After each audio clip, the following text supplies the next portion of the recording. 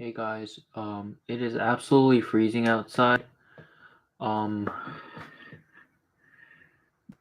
it's absolutely freezing outside, and I came back from my run, and I'm just hiding this because I don't have my clothes on. I'm about to take a shower. That's why I blinded the fucking webcam. I'll take a shower and start vlogging, but the point is that it is freezing outside. Oh, my body is so freezing.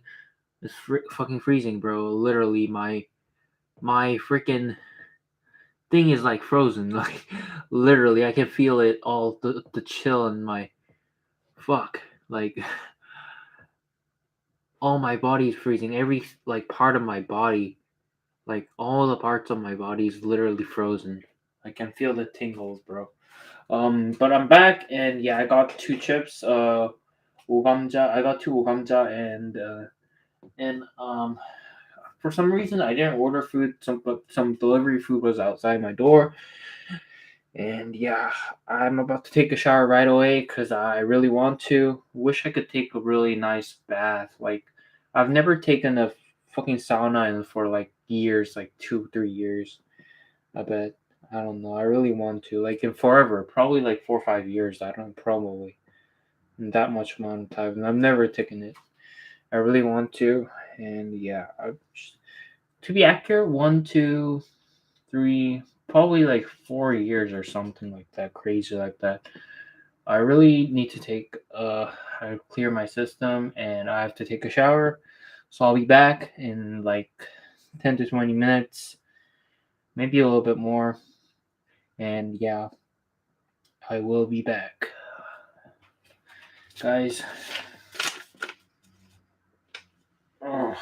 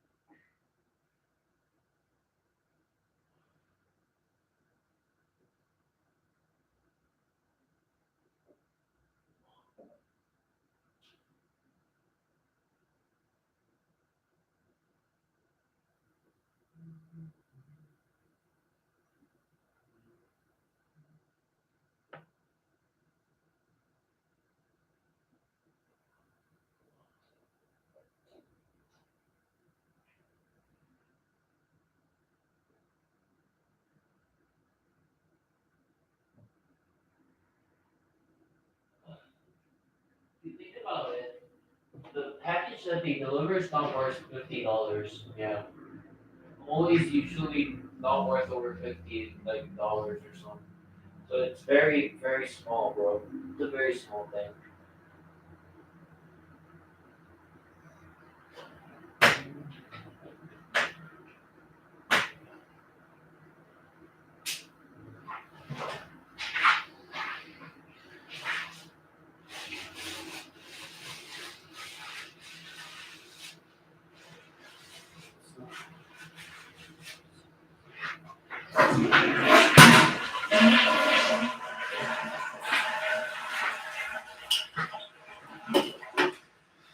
I really like Pete's ideology. I'm gonna have some chips before I go. Because he's like,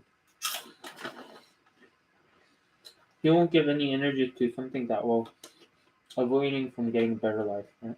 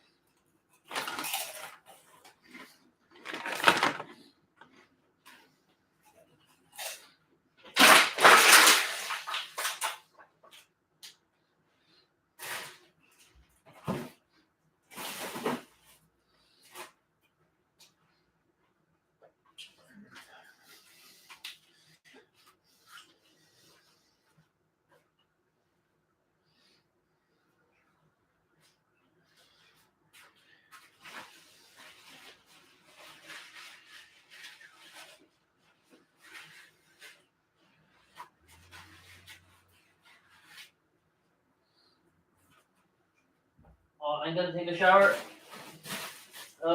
Where is it?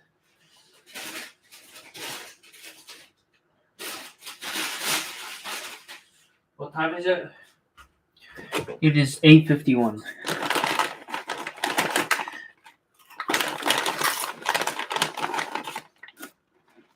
This is good.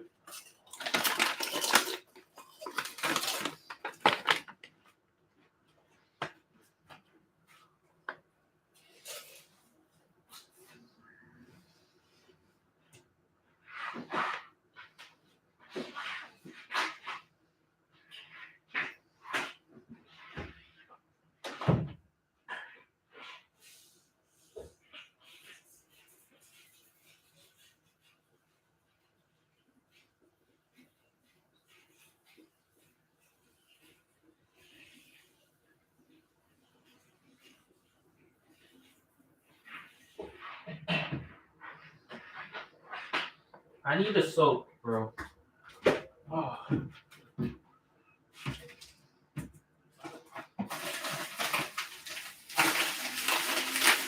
Oh, fuck, I need a soap.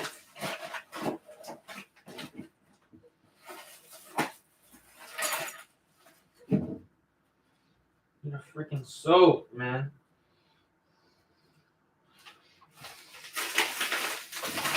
Where's my glasses, bro? And shit, you know? Why, bro?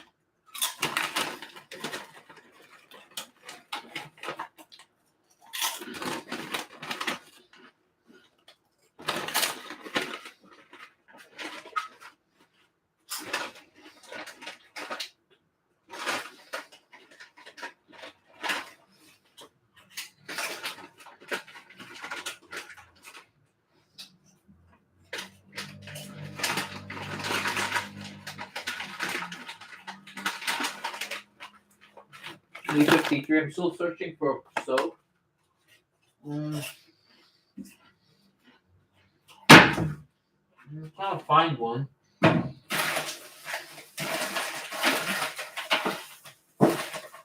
Maybe there isn't. I only bought one, maybe. I think that's more accurate. I think I bought only one. What's the problem? Yeah, I'll just use the shampoo instead. I'm gonna have to buy some more soap. I don't know.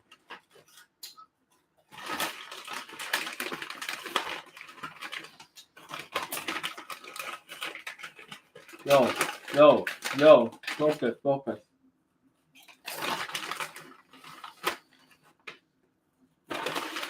Well,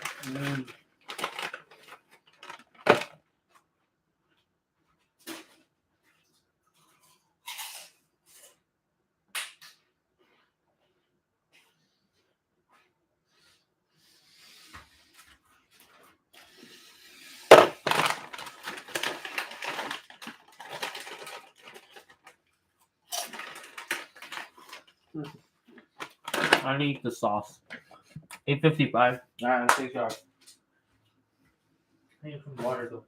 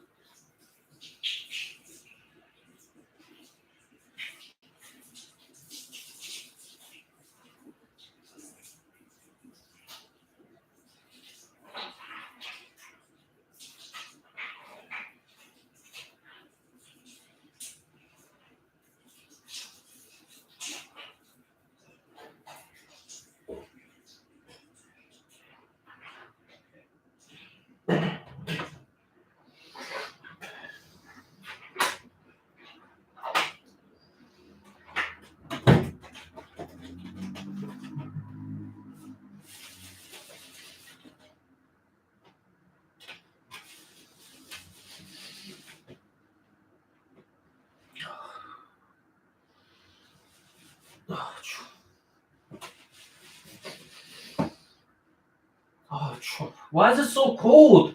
Jesus.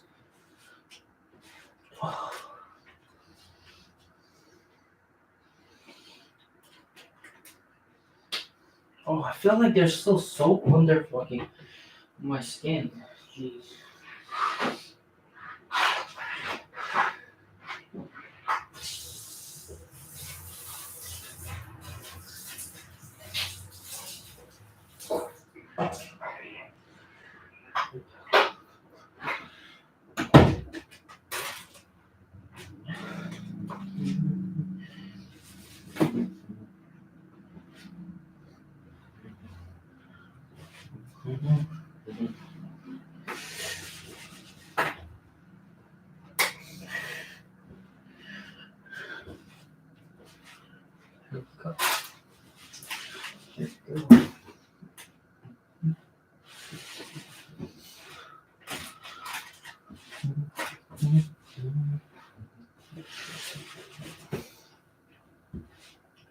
Oh, gosh. Fuck, it's cold. Oh,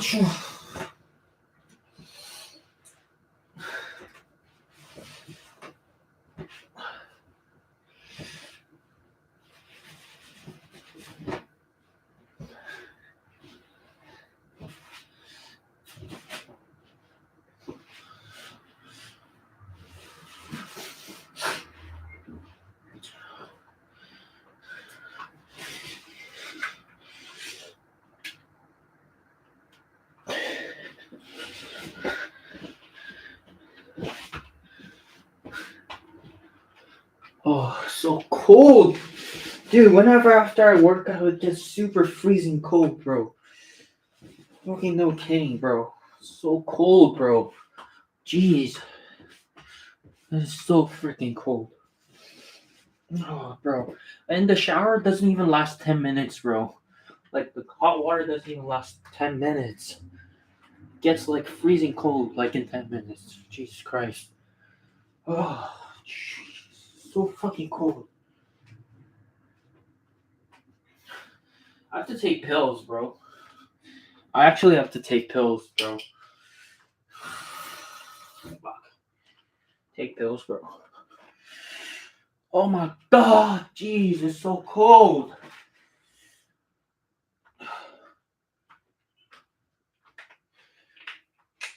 Oh, so fucking cold.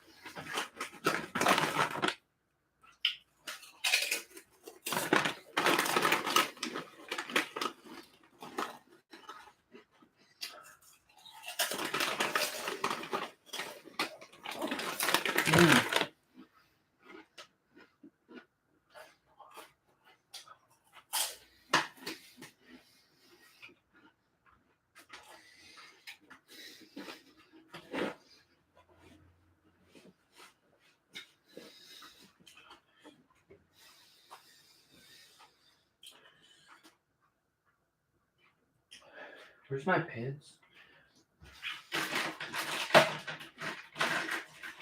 Oh, there's Uber.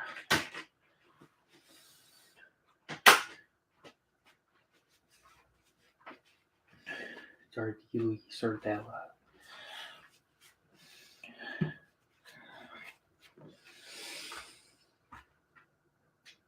pants.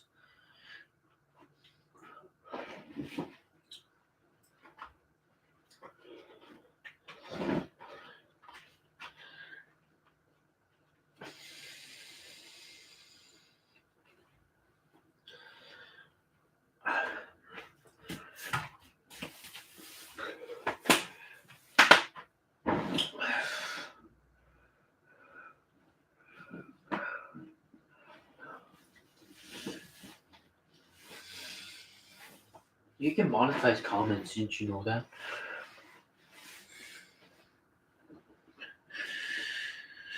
You can monetize comments, bro.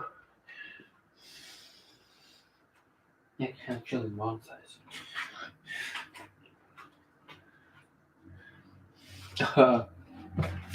Remember that guy asked, are those Red Bulls for the commercial, or did he actually drink?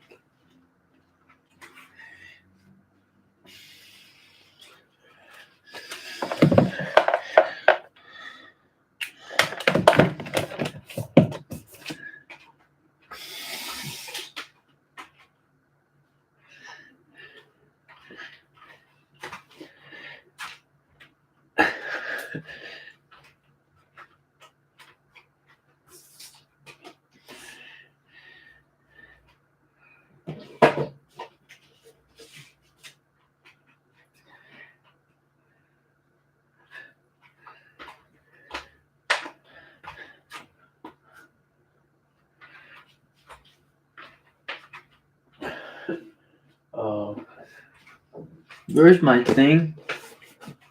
I don't know where my thing went. Where's the fucking thing, bro? Where's my... I hate when I lose track of stuff, bro. I hate it. My glasses. Glass cleaner.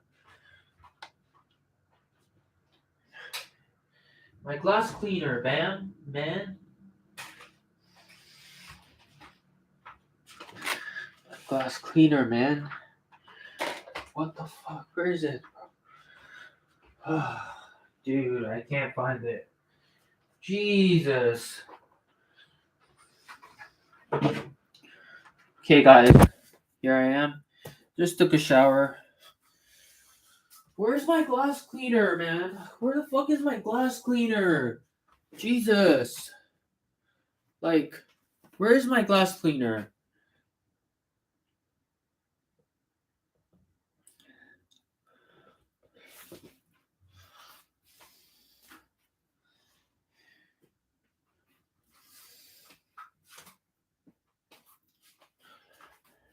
Oh, here it is. What the fuck? How did I not spot that? It was like right next to the place I usually like where I put my wallet. How did I not spot that? Am I blind? Am I blind, bro? Like, really?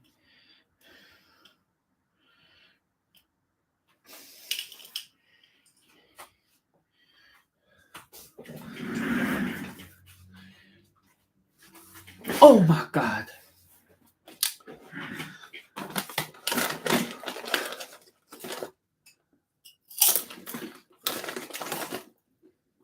I don't eat this. I always wonder who this guy is. Like, who's this fat dude? Like, I wonder what whenever I eat this chip, I always wonder what that guy is. Who that guy is.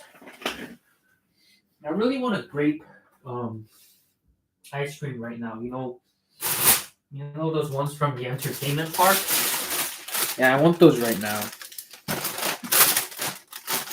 Oh my god, it's like freaking wet and shit. Like okay. But first of all, I don't think I'm gonna eat this one. I don't think I'm gonna eat this one. I don't know who the fuck left this. Yeah, I just don't want to eat this. And I do want to eat this though. Okay. And I do not want to eat this. I think it's too late. It's 9 o'clock already. just should stick to the thing, and I should stop eating the chips as well. And what is this? What is this? There's some like things inside here. And what this is, I shouldn't eat this either. I'm not gonna be able to sleep if I eat these things. We'll just leave them all outside and put the chips inside as well. Just leave them here.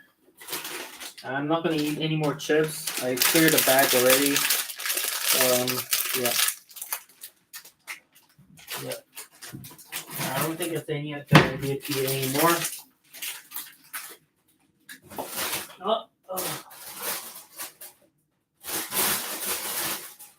And hold up.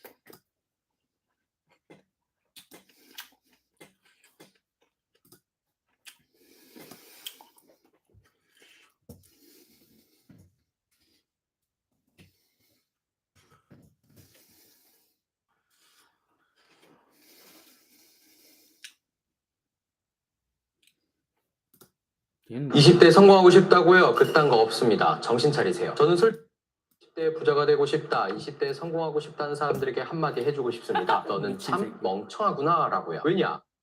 이런 생각을 했기 때문에 수십 개의 사업이 망했으며 수십억의 빚을 진 이력이 있는 사람이기 때문입니다. 한마디로 멍청하다고 뭐라는 건 과거에 저에게 하는 말이나 다름없죠. 20대에 성공하려고 하지 않았다면 지금 더 큰 돈을 벌고 있었을 텐데요. 이번 영상은 20대에게는 큰 깨달음과 뺨 맞음을, 그 외 분들에게는 20대들이 어떻게 생각하고 있고 나는 앞으로 어떻게 그들을 대할지, 이걸 이용해서 나는 앞으로 어떻게 큰 돈을 벌 것인지를 깨닫게 되실 겁니다. 심지어 영상 후반부에는 월 1,000만 원 벌고 싶은 것이 얼마나 바보 같은 짓인지도 알려드릴 테니 꼭 영상 끝까지 시청해 주세요.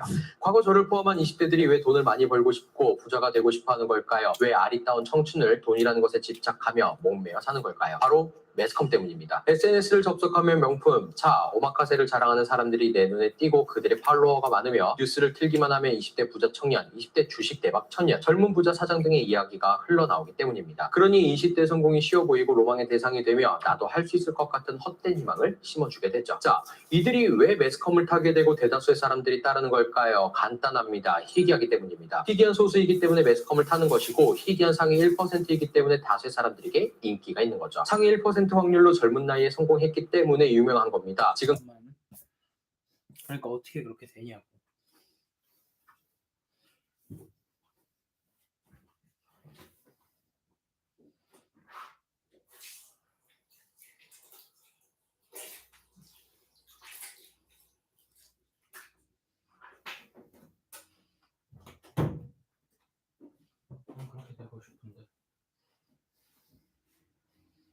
그딴 게 없다고 하니까 실망스럽네.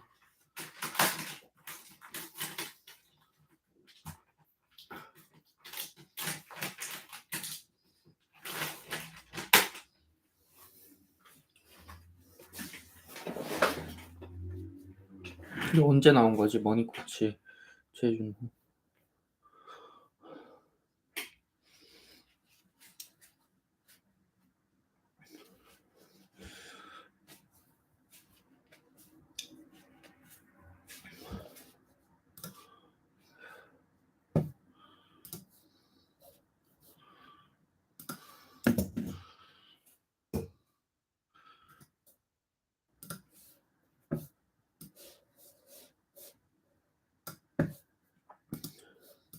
당신은 이 1%를 바라보고 1%의 확률로 20대에 성공하고 싶은 겁니다. 물론 당신이 이런 희귀 케이스에 들어가지 말라는 법은 없다고 말하고 싶겠죠. 저도 그런 생각을 했었거든요. 저도 지구가 제 위주로 돌아가는 줄 알았고 당연히 20대 누구보다 성공할 줄 알았습니다. 그런데 그때 저는 어땠나요? 그 희귀한 사람들이 되고자 무리를 해서 수십 개의 사업이 망하고 빚도 수십억 지게 됐었습니다. 제가 온라인 마케팅을 하면서 깨달은 건데 베팅은 확률이 높은 쪽에 해야 합니다. 1% 확률로 20대에 부자 되기, 80% 확률로 30대 이후부터 부자 되기. 어디에 베팅하시렵니까? 저는 참 프레임이라는 단어를 좋아하는데 프레임이란 한마디로 색안경이라 보면 됩니다. 핑크색 안경을 끼고 세상을 보면 모든 세상이 핑크색이겠죠. 사람들이 하늘이 파랗다라고 감탄을 하더라도 뭔 헛소리야, 내 눈엔 지금 핑크색이구만 라는 말을 할 수도 있습니다. 한마디로 내가 지금 어떤 안경, 어떤 프레임을 가지고 있느냐에 따라 세상을 바라보는 시야가 달라질 수 있다는 겁니다. 20대의 돈이라는 프레임에 갇히는 순간 그 반경의 행동밖에 하지 못합니다. 20대의 돈이라는 것은 내 능력을 통해 전문가로서 성공하겠다는 의미가 아니죠. 대부분의 20대에게 부자, 돈이라는 것은 갑자기 떼돈이 들어오면 좋겠고 갑자기 월 1,000만 원을 벌면 좋겠고 갑자기 부자가 되고 싶다는 마음을 대변하는 단어일 뿐입니다. 한마디로 20대의 돈이라는 프레임에 갇히게 되면 힘든 일은 하기 싫어지고 쉬운 일만 하고 싶어지며 다른 사람이 어떻게 성공했는지 과정을 보기보다 지금 얼마 벌고 있는지 결과를 보게 되고 도박, 코인, 주식, 해외 선물, 돈 많이 버는 일과 같은 한 방을 노리게 됩니다. 또한 돈이 되는 걸 우선적으로 하게 되기 때문에 쉽게 돈 버는 일, 미래에 도움이 안 되는 일에 집중하게 되죠. 왜냐? 지금 당장 또래보다 돈을 많이 버니까요. 오히려 좋은 대학 나온 사람들보다 더 많이 버는 것 같으니까요. 이 돈벌이가 평생 갈 것 같으니까요. 물론 이런 삶도 존중합니다만 제 가치관하고는 조금 다릅니다. 제가 생각하는 20대는 돈 버는 시기가 아닙니다. 20대는 내가 평생 가진 프레임을 조금씩 벗어내는 시기, 한마디로 다양한 경험을 추구하는 시기입니다. 경험을 통해 내가 무엇을 가장 잘하는지, 앞으로 세상에 어떤 사람을 필요로 할지, 어떤 사람은 성공했으며 어떤 사람은 어떻게 망했는지를 분석하는 시기입니다. 이 경험을 통해 내 전문 분야를 찾고 내 분야에 대해 꾸준히 공부하며 30대부터 이걸 통해 명성과 부를 쌓으면 된다는 게 제 가치관이죠. 저도 이런 식으로 성장했습니다. 이 영상 기준으로 나이를 어떻게 말해야 할지 모르겠지만 저는 92년생, 한국 나이로 31살, 앞으로 바뀌는 나이 정책으로는 29살. 근데 일주일 뒤 생일이니 곧 30살인 저는 20대에 정말 많은 일을 했습니다. 사업 망한 것 외에도 호프집 알바, 편의점, 중소기업 업무, 중소기업 영업직, 주식 분석, 분양 대행사 등등 수십 개의 직업을 가졌었죠. 이런 다양한 일을 하면서 말에 대한 제 능력, 콘텐츠 생산에 대한 능력, 영업에 대한 능력, 한 가지의 파고든 능력들을 깨닫고 보험회사에 들어가게 됩니다. 그런데 하필 그 보험회사가 온라인 마케팅만을 이용해 보험 상품을 파는 회사였고 그 일을 하면서 제 온라인 마케팅 실력을 깨닫게 됐죠. 그래서 온라인 마케팅 회사에 취업, 차후 독립해서 이렇게 성장하게 된 겁니다. 만약 제가 20대 꼭 부자가 되어야지 라는 프레임에 갇혀 있었다면 이렇게 성장할 수 있었을까요? 아니요. 아마 그 당시 큰돈인 줄만 알았던 월 500만 원에서 1,000만 원 수익을 주는 그냥 대행사에서 계속 일하며 그 적은 수익에 만족하며 살았을 겁니다. 그랬다면 지금 월 1억 수익은 꿈도 못 꿨겠죠. 20대가 일하는 목표는 부자가 될 목표도 아니어야 하고 평생 일할 직장을 찾는 것도 아니어야 합니다. 20대가 일하는 것, 돈을 버는 것은 내 프레임을 벗어내는 경험 쌓는 일을 해야 합니다. 그래서 이직도 자주 해야 하고 퇴사를 통해 휴식기도 가져야 합니다. 이직 퇴사 시에는 한 분야에 있는 것보다 업종, 분야를 넘나드는 것도 좋은 경험이죠. 일리가 있는 말인 것 같아. 이 사람이 그냥 괜히 하는 말이 아니겠지. 그래도 20대 부자란 그런 달콤한 유혹이 있긴 하지. 현실적인 말이긴 해. 그만큼 어려우니까. 근데 1%는 좀 아닌 것 같아. 1%보단 더 되겠지. 계속 보자고. 그렇다고 무작정 이직이나 퇴사를 충동적으로 하는 것이 아니라 이직이나 퇴사를 함과 동시에 내 몸값을 조금씩 올리고 중요도가 높은 업무를 맡으며 내 능력을 키워야 합니다. 힘든 일도 해봐야 하고 그 무엇보다 쉬운 일도 해봐야 합니다. 돈 모으기에 집착하는 것보다는 일부는 나를 위해 재투자하는 용기도 내야 합니다. 부자가 목표가 아니라 돈이 목표가 아니라 미래의 나를 위해 나를 다져놓는 나이. 20대는 이런 나이입니다. 20대 부자가 되고 싶은 분들에게 꼭 해주고 싶은 말이 있습니다. 첫째, 월 1,000만 원 버는 사람은 부자가 아니다. 20대 부자가 되고 싶은 분들과 얘기를 하다 보면 하나같이 월 1,000만 원 버는 부자가 되고 싶어요 라고 합니다. 월 1,000만 원 버는 사람이 부자라고 생각하는 사람들이 있는데 절대 월 1,000만 원 번다고 해서 부자가 아닙니다. 그 금액을 버는 사람은 생각보다 많고 월 1,000만 원 벌어도 그지같이 사는 사람들도 많습니다. 저도 월 1,000만 원을 버는 거지였을 때가 있었는데 이 내용이 궁금하신 분들은 위 영상이나 고정 댓글에 있는 영상을 참고해주세요. 제가 이 말을 왜 하고 싶었느냐, 월 1,000만 원이 부자처럼 보이기 때문에, 목표이기 때문에 그 목표의 근사치인 월 500만 원 일에 목숨을 거는 겁니다. 벌써 50%는 온 것 같거든요. 월 1억을 목표로 세워보세요. 월 500만 원이나 월 200만 원이나 최종 목표에는 그다지 큰 차이가 없습니다. 50억 건물을 목표로 세워보세요. 월 1,000만 원이나 월 500만 원이나 그렇게 큰 차이가 없는 수입처럼 느껴집니다. 월 1,000만 원 버는 사람은 부자다라는 프레임을 던져버리세요. 여러분은 그것보다 훨씬 더 많이 벌 수 있습니다. 둘째, 월 소득 구간이 상승하는 시기는 조금씩 오는 것이 아니다. 한 번에 확 뛰어버린다. 저도 그렇고 여러분 주변에 돈 많아 보이는 사람도 그렇고 모든 부자들도 그렇습니다. 월 소득은 어느 순간 급상승합니다. 100만 원 벌다가 130만 원, 150만 원 이렇게 버는 것이 아니라 내 능력을 꾸준히 갈고 닦으면 100만 원 벌다가 200만 원, 500만 원, 1,000만 원, 2,000만 원, 4,000만 원, 1억 이런 식으로 말도 안 되게 급상승을 합니다. 한마디로 지금 몇백 버는 푼돈 때문에 미래에 도움 안 되는 일보다 인생을 길게 보고 미래에 도움 되는 일을 하는 것이 좋습니다. 그러니 한 방을 노리지 말고 20대는 경험을 쌓으세요. 놀아도 좋고 여행을 가도 좋고 심지어 연애만 하다 20대를 다 보내도 좋습니다. 다만 너무 돈돈돈거리며 돈에 집착하지 마세요. 그러면 돈의 노예가 되고 3년 후 10년 후에 당신은 거지가 되어 있을 확률이 상당히 큽니다. 인생은 생각보다 빠릅니다. 그리고 부자는 천천히 될수록 좋습니다. 천천히 될수록 돈을 담을 수 있는 그릇은 커지는데 돈이 나갈 구멍은 작아지거든요. 꼭 명심하고 여러분도 부자 되시길 바랍니다. 일리가 있는 말이니까 클릭할게. 그래도 20대에는 메리트가 있지.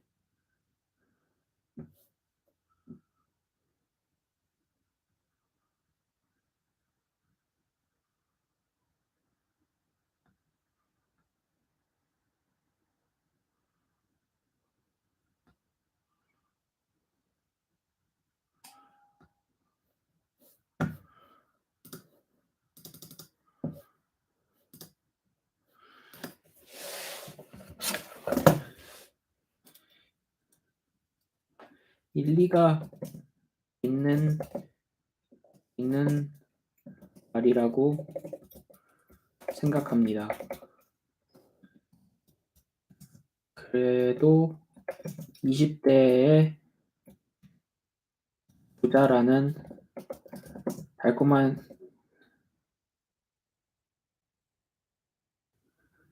달콤한 유혹이 있긴 하죠.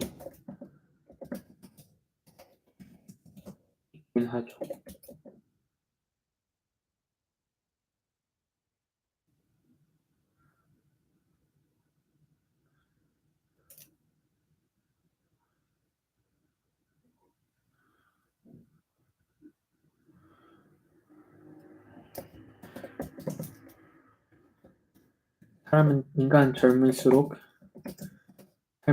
젊을수록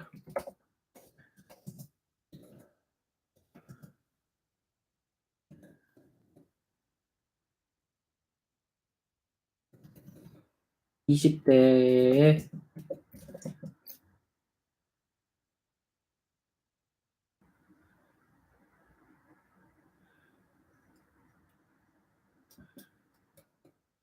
삶의 질이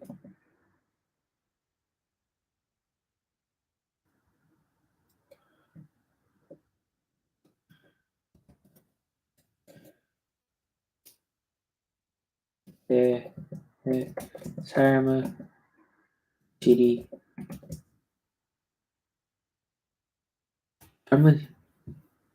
젊은 20대 삶의 질이 제일 높기도 하고요.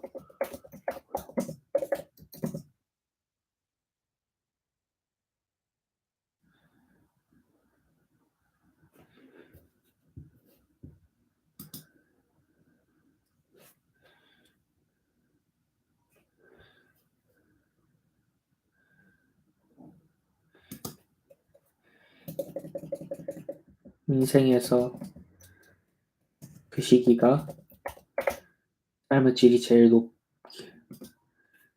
높기도 하고요. 감사.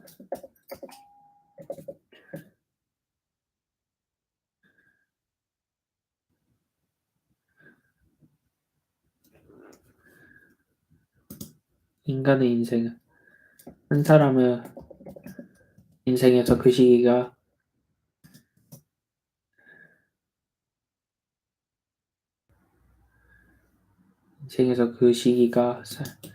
질이 제일 높을 때이기도 하고 삶의 질이 높기도 하고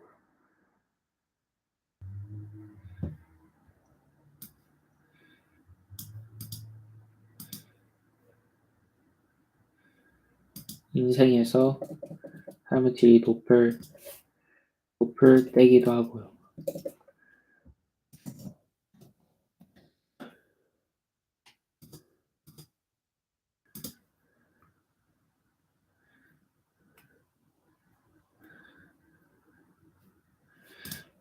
어쩌면 인생에서 삶의 질이 제일 높은 시기이기도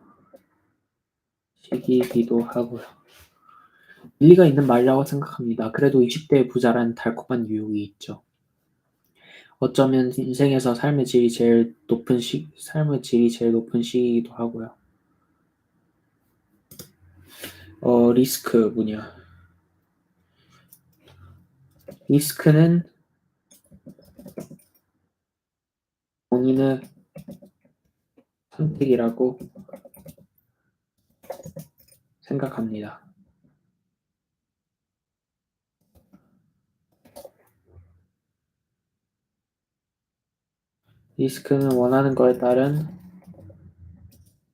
리스크는 결국 본인의 선택이라고 생각합니다.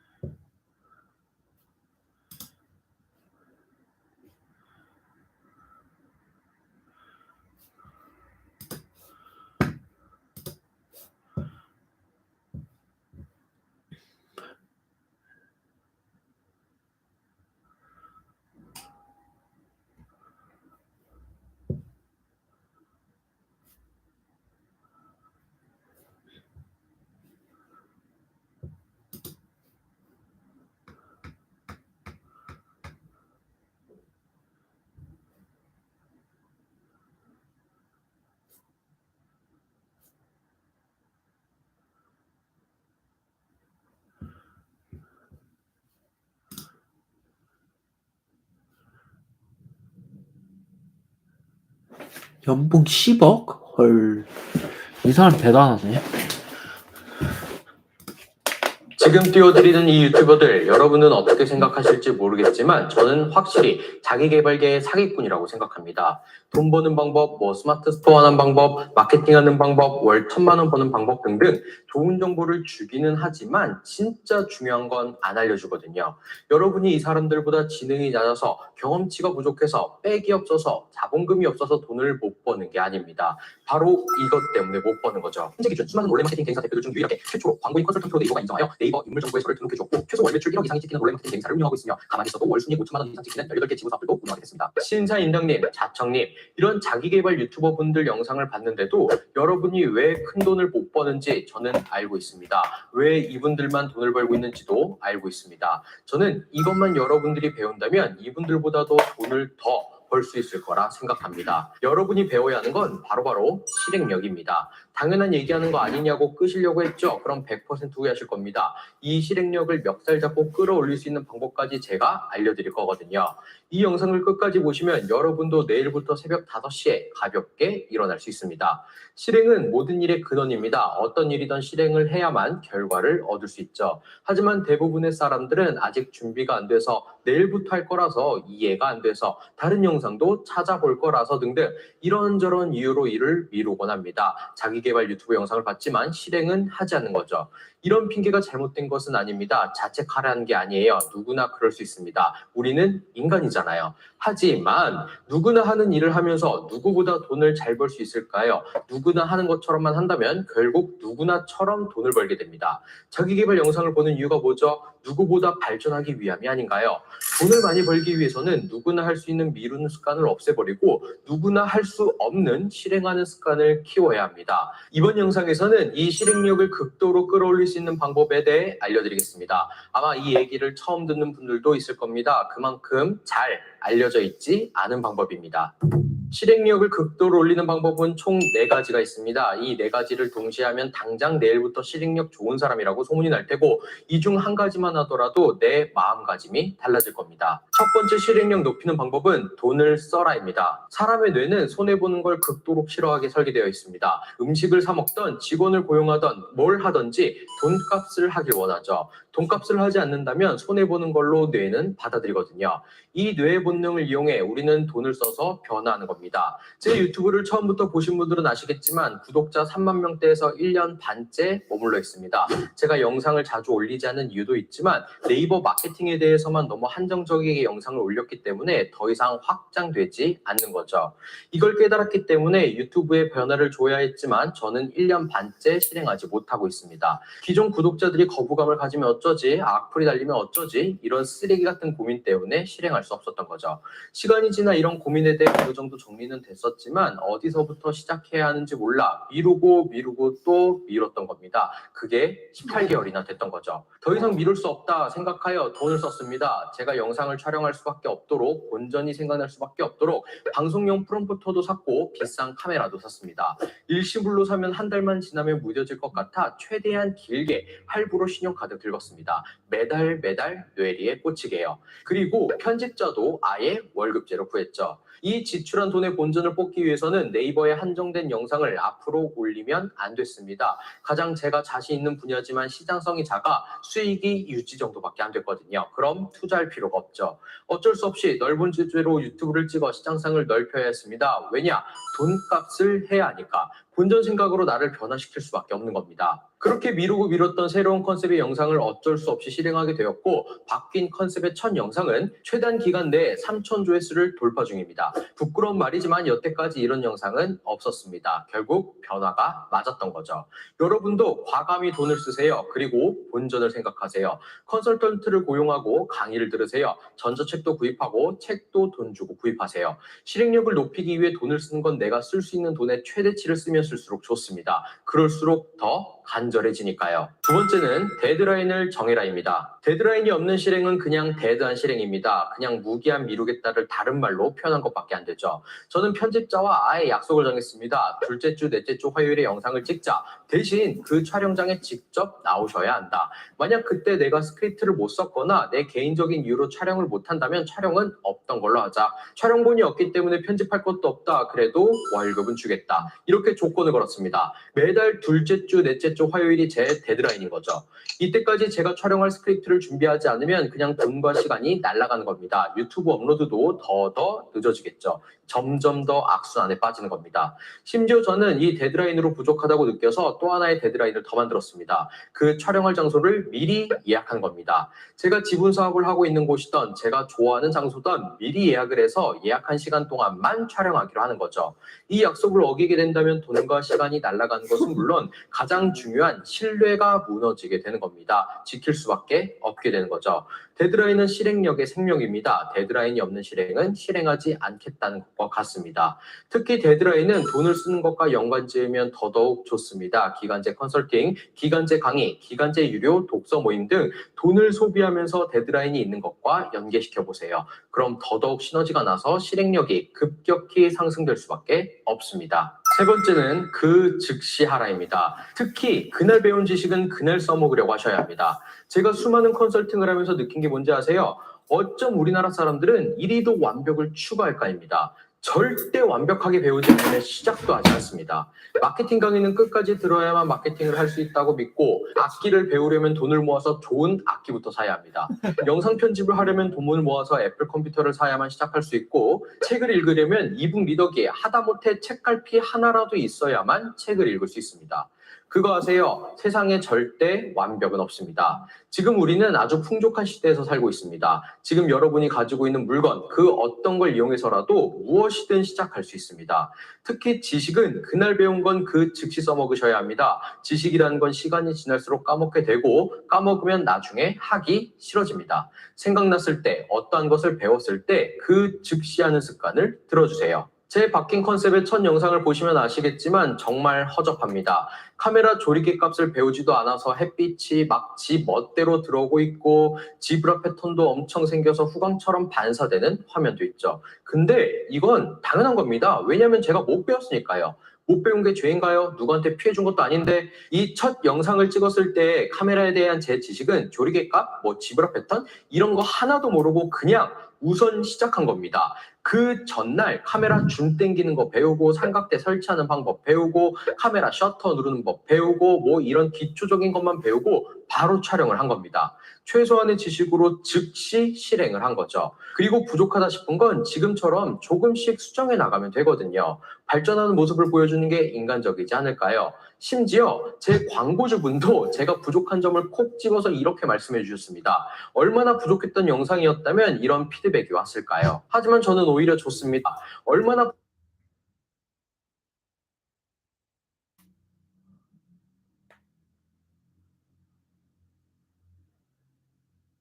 부족했던 영상이었다면 이런 피드백이 왔을까요? 하지만 저는 오히려 좋습니다. 완벽하지 않게 시작했기 때문에 발전할 수 있는 길이 있는 거고, 곳곳에서 피드백이 들려오고 있거든요. 아마 완벽하게 하려 했다면 저는 아직도 유튜브 영상을 찍지 못했을 겁니다. 그리고 또 몇 개월이 흘렀을지도 모르죠. 그리고 그 몇 개월 후 또 후회를 반복했을 겁니다. 그날 배운 건 그날 써먹으시면 됩니다. 어차피 완벽하게 시작했다고 생각해도 문제는 꼭 터지기 마련입니다. 마지막은 한꺼번에 다 할 필요는 없다입니다. 실행을 하다가 실패하는 대부분의 이유는 한꺼번에 많은 것을 하려고 하기 때문입니다. 절대 그러실 필요 없습니다. 그냥 잘게 나누세요. 저 같은 경우에는 계획을 잘게 나눠서 실행하는 걸 엄청 좋아합니다. 한꺼번에 하려고 미루는 것보다 조금씩이라도 하는 게 훨씬 낫다는 주의거든요. 목표를 낮게 잡는 거죠. 지금 마케팅의 홈페이지는 리모델링 중입니다. 중요한 건 원래 2달이면 끝날 업무인데 지금 4개월째 리모델링 중이라는 겁니다. 왜 그런지 아시나요? 제가 한꺼번에 하려고 했기 때문입니다. 이번 홈페이지는 제가 기획부터 디자인까지 전부 다 하기 때문에 전적으로 제 노력에 의해 완성 기간이 결정됩니다. 이렇게 길어졌다는 건 제가 뭔가 잘못하고 있다는 거겠죠? 저는 딱 이런 마인드로 홈페이지를 완성하려고 했습니다. 월요일에는 홈페이지 메인 페이지에 시간을 전부 쏟아서 아예 완성시키자. 화요일에는 점심 먹고부터 홈페이지에 올인해서 블로그 대행 서비스를 완료하는 거야. 수요일에는 이거 다 하면 개발 들어가야 하네. 개발자님 컨택해보자. 이런 식으로 너무 한꺼번에 몰아서 스케줄을 짰습니다. 오케이, 좋다 이거예요. 몰아서 할 수도 있죠. 몰아서 하더라도 스케줄대로만 실행한다면 시간도 알차게 쓴 거고 완성도 빨리 되겠죠. 근데 스케줄대로 사람이 지켜지던가요? 안 지켜집니다. 만약 오전 9시부터 오후 3시까지 홈페이지 메인 페이지를 완성하기로 마음먹었다면 꼭 오전 10시에 뭔 일이 터집니다. 그 일을 해결하고 나면 그날 하려고 했던 스케줄이 엉킨 것 같아 그냥 그날 스케줄을 통으로 건너뛰는 게 사람입니다. 다음 날로 미루는 거죠. 그렇게 저는 3개월을 미뤘습니다. 망할. 이 한꺼번에 다 할 필요는 없다를 알면서도 그랬던 겁니다. 세부적으로 나누면 되는 걸 말이죠. 저 스스로 저는 다를 줄 알았던 겁니다. 저번 달 결국 나도 똑같은 사람이구나 라는 것을 깨닫고 세부적으로 스케줄을 나눴습니다. 이 스케줄은 초등학생이 와도 지킬 수 있을 만큼 쉽고 어길 수 없게 나눴죠. 월요일 30분 정도만 메인 페이지 기획하고, 화요일 30분 정도만 기획한 거 디자인해보고, 수요일 30분 정도만 디자인한 거 시안 뽑고, 목요일 30분 정도만 사진 자료 찾고, 이런 식으로 한 업무를 잘게 나눠서 하루에 딱 30분씩만 일했습니다. 누가 봐도 이 30분의 업무는 하찮고 너무 쉬운 일이라고 생각이 들 정도로 쉽게 업무를 구성했죠. 그 결과 3개월 동안 한꺼번에 하려고 미뤘던 양보다 지금 한 달 동안 작업한 양이 10배는 더 많아졌습니다. 세부적으로 나눈 결과죠. 티끌 모아 태산이 된 겁니다. 저는 집안 청소도 이런 식으로 합니다. 대청소는 진짜 거의 안 하고 한 번에 집을 청소한 일도 거의 없습니다. 월요일에는 안방 청소기, 화요일에는 안방 걸레질, 수요일에는 1번방 청소기, 목요일에는 1번방 걸레질, 이런 식으로 주마다 한 구역씩만 청소합니다. 누가 봐도 쉬운 일을 하루하루 하고 있는 거죠. 심지어 제 핸드폰 배경화면, 잠금화면도 이겁니다. 매시간 조금씩이라도. 실행을 하고자 마음을 먹었다면 큰 목표를 세우지 마세요. 누가 봐도 세세한 거, 하찮은 것부터 먼저 시작하시는 겁니다. 시작하는 것, 실행하는 것, 그 자체가 중요합니다. 한꺼번에 전부 하려고 하지 마시고 세부적으로 나누세요. 미루는 것보다 안 하게 되는 것보다 1억 배는 낫습니다. 돈을 써라, 데드라인을 써라, 그 즉시 하라, 한꺼번에 다 할 필요는 없다. 이 4가지를 실천하겠다는 마음을 먹고 자청, 심사인당, 그리고 저와 같은 비즈니스 유튜브를 보시면 이제 새롭게 영상이 다가올 겁니다. 이 정도면 나도 자기 개발할 수 있는데 자기 개발 유튜버들이 하는 얘기가 전부 허상은 아니네, 이런 식으로 말이죠. 여러분들의 영상을 본 그날 영상 내용을 바로 실천할 수도 있고 그 사람들의 기간제 컨설팅이나 강의, 책 등을 돈 주고 살 수도 있겠죠. 그리고 배운 지식을 그날 세부적으로 나눠 실천할 수도 있을 겁니다. 딱 이렇게만 하십시오. 그럼 틀림없이 여러분의 인생이 바뀔 겁니다. 이번 영상 도움이 좀 되셨나요? 도움이 되셨다면 좋아요와 공유하기 한 번씩 눌러주시고 앞으로의 제 영상이 궁금하신 분들은 구독 버튼까지 눌러주세요. 잘하네. 사업이 쫄딱 망해서 빚만 몇 억 있었던 23살부터 책을 미친 듯이 읽기 시작했고 그 결과 지금은 18개 사업장의 대표, 연봉 10억을 벌게 되었습니다. 고졸 핫바지인 제가 어떻게 이렇게 될 수 있었을까요? 현재 기준 수많은 온라인 마케팅 대행사 대표들 중 유일하게 최초로 광고인 컨설턴트로 네이버가 인정하여 네이버 인물정보에 저를 등록해줬고 최소 월 매출 1억 이상이 찍히는 온라인 마케팅 대행사를 운영하고 있으며 가만히 있어도 월 순이익 5천만 원 이상 찍히는 18개 지부 사업들도 운영하게 됐습니다. 누군가에게는 아직 별다른 걱정이 없었을 23살, 저는 사업이 쫄딱 망해 몇 억의 빚이 있었습니다. 고시원에 살 돈도 없어서 아는 지인의 오래된 건물에서 무료로 얹혀 살기까지 했죠. 햇빛이 들어오는 건물에서 살고 싶었습니다. 버스 한 번 타러 20분씩 걷기 싫었습니다. 길거리에서 오줌 누는 술 취한 아저씨들을 그만 보고 싶었습니다. 그리고 무엇보다 성공하고 싶었습니다. 이런 생각이 간절하던 어느 날 우연찮게 연매출 100억 정도 하던 대표님에게 이런 말을 듣게 됐습니다. 성공하려면 책을 읽어야 한다. 그게 유일한 방법이다. 심지어 나는 직원을 뽑을 때 본인의 인생을 바꿨던 책이 있느냐라고 꼭 물어본다. 그리고 본인만의 특별한 독서법을 알려주셨습니다. 이분은 어렸을 적 집안에 빨간 딱지가 붙었었고 아버지가 싫어 뛰쳐나와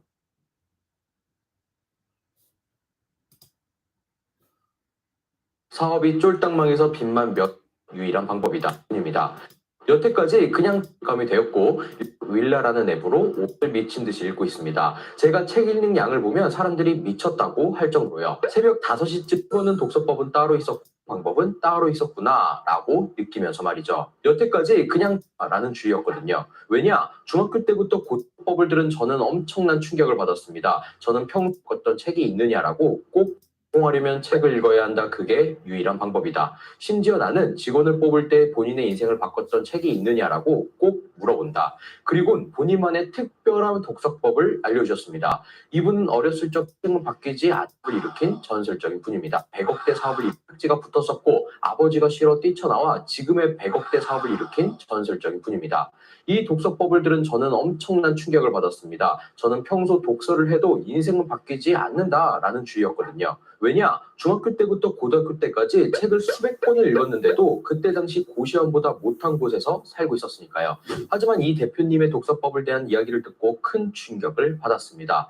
돈을 버는 독서법은 따로 있었구나. 인생을 바꾸는 책 읽는 방법은 따로 있었구나 라고 느끼면서 말이죠. 여태까지 그냥 제가 잘못하고 있었던 겁니다. 책을 단순히 그냥 읽기만 했던 거죠. 이 독서법을 배운 후 책이 즐거워졌습니다. 책 자체도 즐거운 놀잇감이 되었고 읽은 만큼 돈이 되니 즐거움이 배가 됐죠. 그래서 저는 지금 즐기면서 책을 미친 듯이 읽고 있습니다. 제가 책 읽는 양을 보면 사람들이 미쳤다고 할 정도요. 새벽 5시쯤에 일어나 종이책을 읽고 출근하는 30분 동안 동안 차에서 윌라라는 앱으로 오디오북을 듣고 회사에서 쉬는 시간, 미팅을 기다리는 시간 등 짬이 나는 시간마다 리디 페이퍼로 이 북을 읽습니다. 그리고 퇴근하는 30분 동안 오디오북을 또 아닙니다. 책 안 읽는 DNA, 완독 못하는 DNA 자체를 바꿔주는 사기급 독서법을 알려드리겠습니다. 이 영상으로 인해 여러분의 됩니다. 첫 번째, 독서 능력 레벨업하기. 여러분이 왜 책이 재미없고 머리가 나빠서 그런 게 아닐 확률이 낮습니다. 책이며 자기 개발은 동기부여하기 정말 좋은 책입니다. 에세이를 읽게 되면 어느 한 개인의 시점으로 대상을 파악하는 능력을 기를 수 있고 다양한 에세이를 읽게 되면 한 대상에 대한 여러 사람의 생각을 간접적으로 파악할 수 있습니다. 사업이 쫄딱 망해서 빚만 몇 억 있었던 23살부터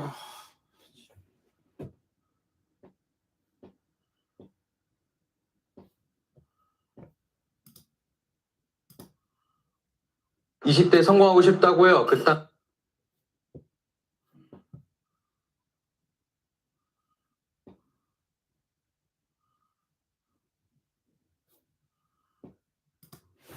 이 사람 나랑 되게 좀 결이 비슷하다. 거의 복사업소 네. 너무 평준화가 되어버렸어 이 모든 것들이. 그렇게 지내도 괜찮아. 너는 정말 나랑 정말 친한 친구야. 닭가슴살에 밥이면 5,000원 내외로 해줄게. 체지방도 떨어지고. 잘해봅시다. 아니 저 MBTI가 똑같더라고요. 맞아요. 아까 얘기했는데 똑같이 ESTJ인데 그러니까 제가 점자님 보면서 이 사람 나랑 되게 좀 결이 비슷하다. 거의 복사업소 네. 뭐 헬스장 갔다 진짜 수정 갔다가 맞아요. 그런 사람이 전 없거든요. 제 나이 또래나 아니면 어리거나 했던 분 중에서 어떻게 보면 유일하지 않을까. 아 진짜 저도 그런 것 같아요. 그래서 너무 궁금한 게 많은데 네. 집 네 채 있으면 고민 없어요? 언제 이걸 다 팔아서 30억짜리 집에 들어갈까 라는 생각을 하고 있어요. 그럼 지금 최종 목표가 30억짜리 집에 들어가는 거예요? 아니요. 30살에 30억이요. 30살에 30억이요? 왜냐면은 네. 제 주위나 형들이나 누나들 상태들이 한 달에 1억씩 버는 형, 사업가, 전문가, 뭐 요식업 하시는 대표 형들, 프랜차이즈 하시는 형들 그런 사람들이 주변에 있다 보니까 꿈을 계속 그렇게 갖게 된 것 같아요. 그러면 점자님은 주변에 그런 그사세 사람들이 많이 생기다 보니까 점점 본인의 기준도 좀 올라가는 그런 케이스이신 거네요. 맞아요. 근데 저는 또 그런 생각을 하는 게 저희가 좀 일찍 뭔가 재테크도 하고 이런 쪽에 관심이 생겼잖아요. 네. 그러니까 이 나이 또래에서 비슷한 관심사를 가진 사람들 찾기가 너무 어려워서 많이 힘들죠. 네, 저는 학교 친구들이랑 사실 거의 연락을 안 해요. 점자님은 어떠실지 궁금해요. 일단 저는 친구를 안 만들었어요. 안 만들었다? 싫었어요. 몇 살? 좀 밥맛일 수도 있는데 네. 미성년자일 때 미성년자애들 싫다고 하고 다녔거든요. 왜냐하면 가치관이 너무 안 맞아요. 고1 때 쇼핑몰을 운영했어가지고 네. 저는 택배를 써야 되고 마케팅에 대해서나 CS나 뭐 코디라든지 이런 물류에 대해서 학교에서 성장적으로 있어야 되는데 노래방 가서 노래 부르는 거 PC방 밥맛일 수도 있어요. 안 만들었어요. 점자님은 어떠실지 궁금해요. 저는 학교 친구들이랑 사실 거의 연락을 안 해요. 점자님은 어떠실지 궁금해요. 일단 저는 친구를 안 만들었어요. 안 만들었다? 싫었어요. 몇 살? 좀 밥맛일 수도 있는데 네. 미성년자일 때 미성년자애들 싫다고 하고 다녔거든요. 왜냐하면 가치관이 너무 안 맞아요.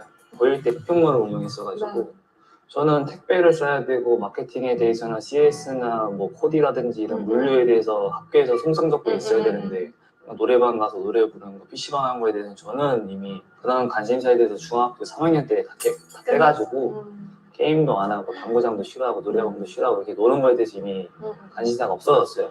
그렇다 보니까 저 같은 경우는 어릴 때부터 친구에 대해서는 그런 감정에 대해서 되게 좀 무뎌져 있었던 상태였고 안 외로워요, 그러면? 제가 말씀드린 거는 학교 친구, 동네 친구에 대한 동갑내기 이야기인 거고 제가 쇼핑몰을 했다고 말씀드렸잖아요. 그렇다 보니까 저는 페이스북 스타일들, 모델 애들, 쇼핑몰 하는 사람들끼리 만나가지고 평문화대발 만났어요. 다 성인이었고 네. 이런 사람들과 어울렸었다가 사건들이 좀 많이 터져서 그 사람들과 좋지 않다 보니까 저는 페이스북 스타일들, 모델 애들, 쇼핑몰 하는 사람들끼리 만나가지고 평문화대발 만났어요. 다 성인이었고 네. 이런 사람들과 어울렸었다가 사건들이 좀 많이 터져서 그 사람들과 좋지 원치 않게 다 끝났어요. 이제 남은 거는 저 혼자인 건데 네. 이때 좀 도끼가 생겼죠. 도끼를 품은 상태에서 제가 성공으로서 복수라는 표현을 써도 되나요? 여기서? 그럼요. 그렇죠. 네. 그래서 사장이라는 타이틀도 적고 나서 어떤 수단으로 성공을 해야 될까라고 고민해봤을 때 재테크라는 수단을 저는 선택을 했거든요. 내가 남들보다 악착같이 살아서 일을 2번을 하든 잠을 안 자든 돈을 안 써서라도 내가 모으는 시드머니와 이런 거로서 내가 성공을 보여주겠다라는 마음을 먹게 되어가지고 너무 좋다. 외로움도 외로움이지만 외로움을 덮었던 거는 성공하고 싶어 했던 야망이었지 않았을까. 건강한 자극이 돼서 나한테 온 것 같아. 그게 나쁜 쪽으로 빠질 수 있는 사람들이 많거든요, 솔직히. 이게 초반에는 그렇게 안 드러나요, 겉으로 막. 뭐 내가 막 지금 재테크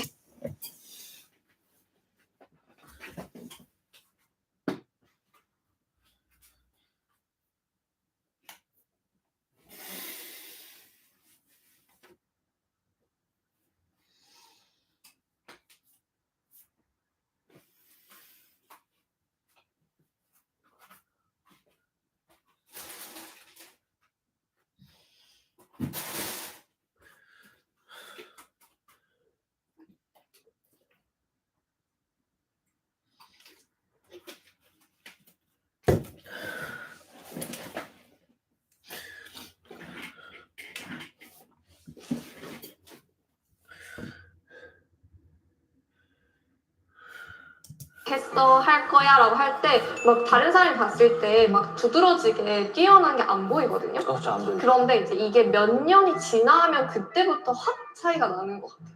그래서 진짜 일찍 시작하셨잖아요. 그렇죠, 많이. 그렇죠. 그래서 지금 이렇게 막 집도 4채 가지시고 막 계획도 막 30 전에 30억 이렇게 되시는 거잖아요. 저는 그래서 지금 겉으로 드러나지 않는 단계에 있는 분들이 많이 힘들 것 같아요. 외롭고. 그런 분들한테 혹시 해줄 수 있는 말 있을까요? 해줄 수 있는 말? 네. 일단은 힘든 건 맞아요.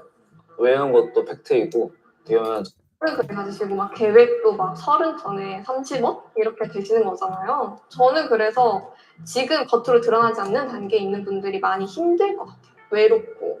그런 분들한테 혹시 해줄 수 있는 말 있을까요? 해줄 수 있는 말? 네. 일단은 힘든 건 맞아요. 외우는 것도 팩트이고 되면 정말 따뜻하게 품고 그렇게 지내도 괜찮아. 지금처럼 뭐 먹을 거 먹어도 되고 만나고 싶은 사람 만나면서 너가 하고 싶은 대로 살아도 돼 라고 말할 수는 있어요. 말할 수는 있는데 저는 그렇게 달콤한 말로써 그 사람의 인생을 위로하고 싶지 않아요. 해줄 수 있는 거는 관심이 없는 거예요. 맞아요. 네. 맞아요. 왜냐면 그런 말로써 그 사람이 좋게 보잖아요. 긍정적으로 볼 거 아니에요. 좋은 말 해줬으니까. 하지만 인생은 달라지지 않아요. 그렇기 때문에 오히려 그 사람을 좋아해주고 생각을 해준다면 더 독한 말을 할 거고 지금 하고 있는 잘못된 행동에 대해서 정확하게 짚고 넘어갈 것 같아요. 지금 시드머니가 없어요. 소득이 정해졌으니까 지출을 줄여야 되는 게 맞잖아요. 맞아요. 결국엔 할 수 있는 거는 일상 속의 사소한 소비를 줄여야 될 수밖에 없는 거거든요. 그게 먼저죠. 그런 상황에서도 뭐 친구랑 만나서 의미 있는 자리면 뭐 괜찮아요. 매일 만나는 자리도 아니고 가끔 가다가 만난 친구들은 언제든지 괜찮다고 생각하는데 저는 그 언제든지 괜찮다는 것도 되게 안 괜찮은 애였었거든요. 친구를 만남으로써 돈 써야 되죠. 술 먹어야 되니까 시간 써야 되죠. 맞아. 술 먹은 거에 대해서 다음날 스케줄 지장 생기죠. 맞아. 최소한 이 3가지만 따지더라도 좋은 게 아니잖아요. 응. 낭비잖아요. 간절함과 간절한 척에 대한 2가지 차이인 거거든요. 척하는 건 누구나 할 수 있는데 간절한 사람은 척을 하지 않아요. 그 단계에 있는 분들은 선택과 집중을 정말 잘 하면서 살아야 될 것 같아요. 그러니까 명확하게 쓸데없는 건 배제하고 딱 내가 정말 지금 해야 되는 거에 집중하면서 보내도 모자라. 그렇죠. 그래가지고 맞아. 악착같이 사는 그 몇 기간이 좀 필요하지 않을까 싶어요. 그렇죠. 많이 필요한 것 같고 근데 또 이것도 달라진 것도 하나가 더 있어요. 뭐예요? 인스타그램인 거죠. 아, 뭐 맞죠. 오마카세가 너무 일상화가 되었고 뭐 이제 샤넬, 뭐 구찌, 발렌시아가 일상품이 된 사람들이 많아요. 너무 평준화가 되어졌어요. 이 모든 것들이. 예전 같은 경우는 이거는 고용봉자들이 했던 문화였던 건데 일단 사람들이 다 하니까 나도 너도 다 해야 되는 것처럼 느껴지는 게 생긴 것 같아요. 근데 우리는 지금 그 가정들과 되게 비교가 많이 될 거란 말이에요. 비교하면 답 없어요. 결론은 SNS 끊어야 되고 타인과 신경 쓰거나 비교하는 거를 멈춰야 된단 말이에요. 이걸 멈추지 않고 계속 SNS 하는 순간 오래 할 수가 없어요. 돈을 모으는 것도 맞아. 뭐지. 내 연봉에 맞지 않는 소비를 하는 사람들이 정말 나중에 그 큰 돈이 필요할 때 정말 많이 후회할 거라고 생각해요. 그렇죠. 그때가 돼서야 그때 좀 그러지 말걸. 그때 후회할 거니까 그냥 우리는 미리미리 준비하는 거죠. 저도 공감하는 게 제가 이렇게 26살에 뭐 부동산을 가졌고 했던 이유와 제가 시드머니를 모았었던 이유는 저는 이미 20살 때 한 1,700 정도 모았었고 23, 4살경에 한 5, 6천을 모았었거든요. 네. 근데 일반적이지 않잖아요. 그쵸. 이거를 지금 결과론적으로 말하자면 그런 건데 과정 속에서 말씀드리면은 저는 한 달 생활비 30으로 생활했어요. 30만 원을 개인 카드에 넣어가지고 그 30만 원 내에서만 돈을 썼었고 월급이 150이었는데 주말에 쉬었었어요. 근데 쉬는 거에 대해서 현타가 왔어요. 내가 벌 수 있는 게 150이 너무 작았어요. 그래서 주말을 반납했어요. 주말 같은 경우는 스튜디오에서 일했단 말이에요. 거기서 한 80만 원 벌었어요. 그러면 주말에 일한 거 평일에 일한 거면 합산하면 230 정도 되거든요. 평일에도 6시에 끝났어요. 그 시간에 그냥 저녁 서빙을 했단 말이에요. 그렇게 해서 남들 150에서 멈춰야 될 거를 저는 시간을 활용해서 한 280에서 320까지 올렸어요. 그래서 저축을 280에서 300만 원씩 했었어요. 거의 다 한 거네. 그렇죠. 지인들이 청원이한테 하나 있었어요. 뭐예요? 너 왜 이렇게 나 안 만나줘? 나 진짜 그런 소리 많이 듣는데. 그러니까. 진짜 맨날 미안하다 그러고. 들을 수밖에 없어요. 왜냐면 널 좋아하고 만나고 싶은데 왜 이렇게 안 만나주냐. 맞아. 서운하다. 맞아. 라고 말을 했을 때 저는 이렇게 말했어요. 너는 정말 나랑 정말 친한 친구야. 똑같아. 근데 진심이었어. 맞아. 진심이야. 진심인데 기준점이 다른 거예요. 네, 맞아. 남들은 일주일에 뭐 한두 번씩 보는 게 친한 사람 기준이라고 하는데 맞아.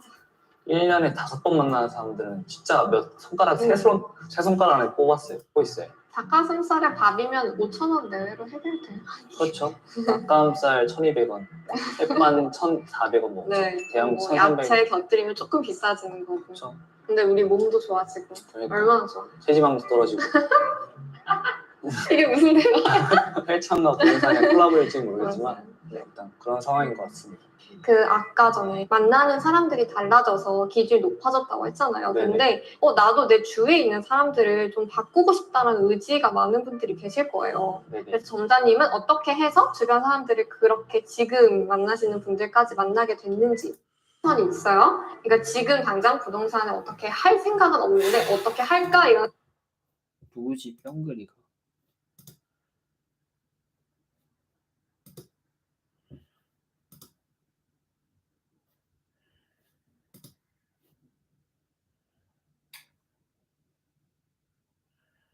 뿅그리.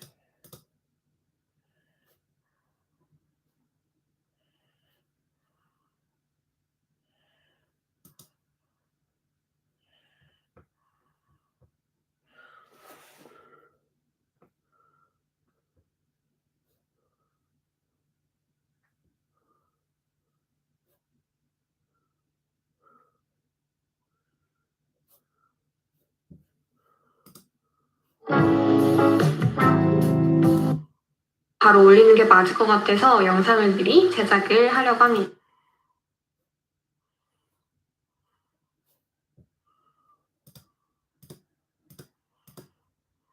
이 사람 나랑 되게 좀 결이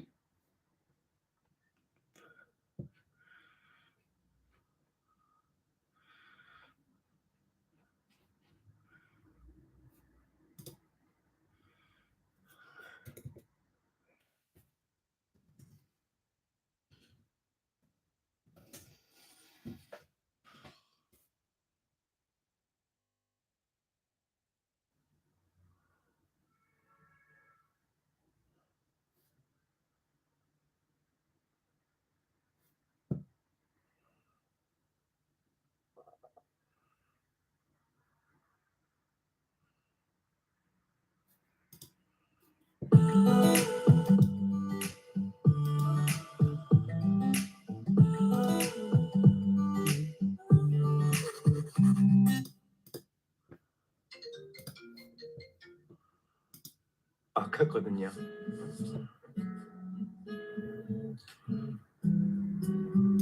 일어나면 영자신문을 보면서 수업을 하다 보면 골프는 cannot miss the ball communication.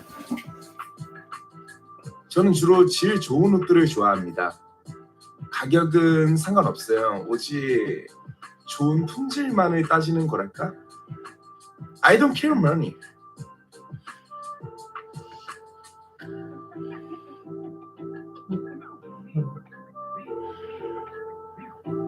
안녕하세요.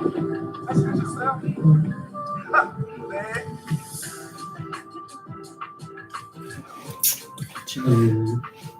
저는 사업 가이드 유튜버입니다. 튼튼한 시간을 견디지 못해서 이렇게 편집을 하고 있어요. 10분 정도 남았으니까 10분만 편집을 해보도록 하겠습니다.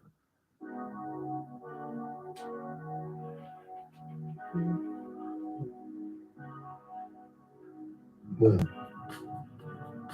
저게 편집이구나. 촬영 화면이 제 실물을 다 담지 못하는 것 같아요, 항상. 그렇기 때문에 추가 보정을 해요. 온리 조제형 컬러로. 이게 전, 이게 후. 어때요?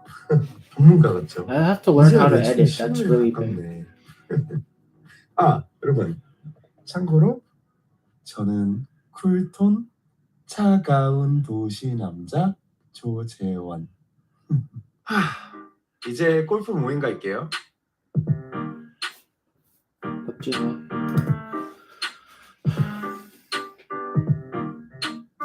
Whether is your 마라문의 끝? Do you think so? I hate the bird so well? 늦어서 미안해. 일본으로 늦었어? 아 그게 아니라 지금 중국 바이어 때문에 야, 너 술 많이 받았다. 왜 이렇게 스트레스 받아? 아니 잠을 못 자 일하느라고. 넌 왜 이렇게 쪘냐? 나는 일 안 하잖아. 왜? 엄마 건물 주잖아. 나부터 칠게. 얼마짜리 내기야? 오늘 그냥 뭐 간단하게 우리 인당 200. 아이씨 그거 뭐 개꽃값도 아니고 씨. 귀여운데.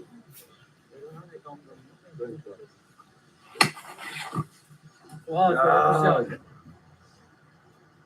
야, 이거 뭐 컨셉 아니야? 야 나이스 샷. 컨셉인 것 같은데. 하지 말고. 봐봐. 아, 이 자식들 자세가 별로네. 일단 자세를 어떻게 하냐면 여기서 왔다가 스윙. 오케이, 뭔 말인지 알지? 야, 자세. 뭐야, 컨셉이네. 좋아, 진짜 좋아. 내 생각엔 여기가 별로야. 여기 아. 예쁘잖아. 좋아, 자세 좋고.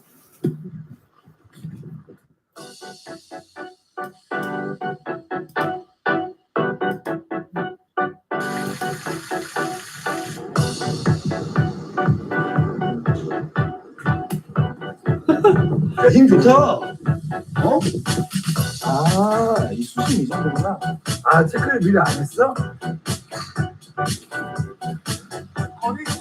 거리 맞지?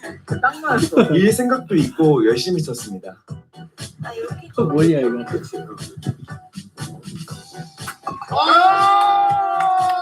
나이스 샷. 나이스 샷.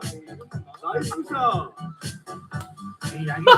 뭐야, 이 새끼. 때론 기존의 틀을 벗어 던지는 것도 중요해요.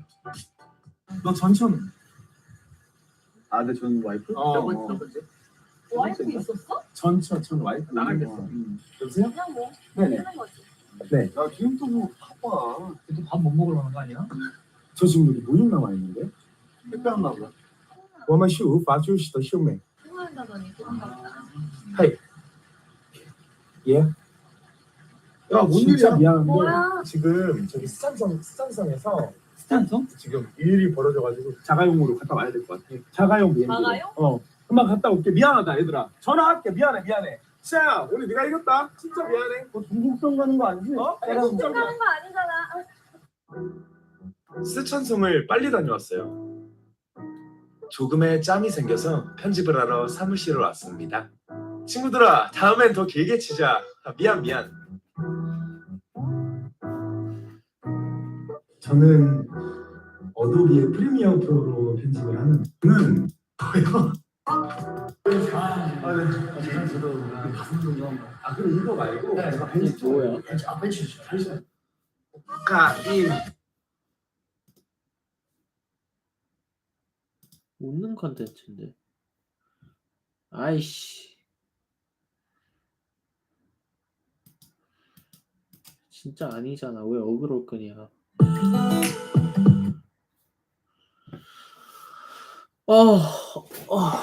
들어보세요.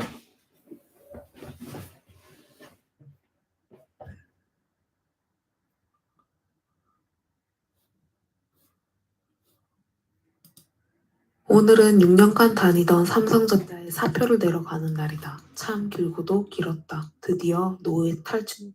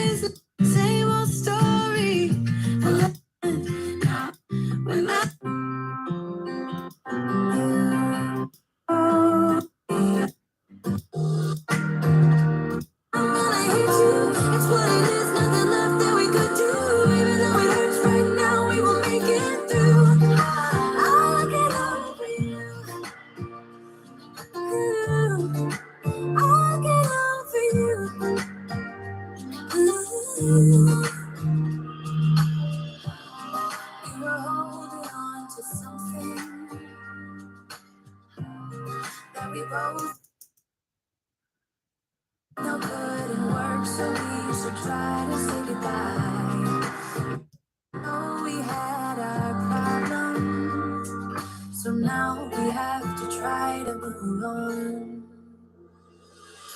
Baby, you and me, we're so messed up together. Even if we tried, we'd be stuck here forever. Understand right now, God, man, I hate you. It's what it is.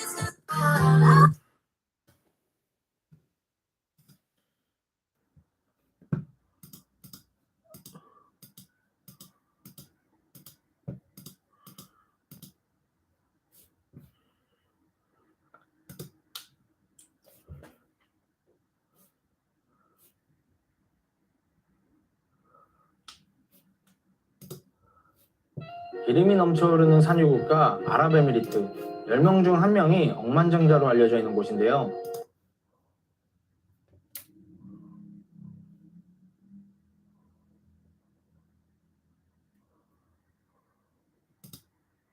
시그니엘 뷰인가요? 네. 와 진짜 좋다. 대면 여기는 지금 얼마예요? 한 달에 2천만 원이요. 월세 2천만 원이요? 네. 1년이 아니라 월세요? 그쵸. 관리비 별도. 자 지금 저희가 위치한 곳은 시그니엘 레지던스라는 곳입니다. 총 지하 주차장은 지하 2층, 3층, 4층으로 되어 있습니다. 그러니까 외부 차량은 지하 4층을 이용하라고 되어 있네요. 자 지금 여기가 시그니엘 레지던스 입주민 전용 주차장입니다. 보시는 것처럼 한국에서 가장 비싼 차들만 보이네요. 뭐 벤츠 스프린터 등 바로 앞에 또 롤스로이스가 보이고 뭐 S클래스 또 바로 앞에도 S클래스가 있고요. 우측엔 또 롤스로이스가 보이네요. 람보르기니, 뭐 지바겐 그냥 일반적인 공도에서 보기 힘든 차들이 여기 다 몰려있다고 보시면 되겠습니다. 미쳤다. 녹색 벤틀리, 또 롤스로이스, 또 앞에 롤스로이스, 뭐 에스턴 마틴 여기 또 보면 포르쉐, 벤틀리, 페라리, 벤틀리 여기 또 이제 지하 3층입니다. 또 들어서자마자 람보르기니 우루스 2대가 보이고 또 앞에는 또 롤스로이스가 있습니다. 또 여기 롤스로이스가 보이고요. 페라리가 보이고 맞은편에는 람보르기니와 에스턴 마틴이 보입니다. 또 우측에는 또 람보르기니, 포르쉐, 페라리, 롤스로이스, S클래스, 롤스로이스 여러분도 느꼈을지 모르겠는데 벤츠 얘기하는 것보다 롤스로이스랑 페라리, 포르쉐, 람보르기니 얘기한 게 더 많다고 느끼실 거예요. 자, 지금 여기는 롯데 시그니엘 지하 4층 주차장입니다. 예사롭지 않은 포스가 느껴집니다. 지금 지하 4층 주차장에서 건물 내부로 들어간 느낌입니다. 자동문 통해서 들어가야 되는데 보안이 아주 철저한 게 여기서부터 카드키를 입력하지 않으면 들어갈 수가 없네요.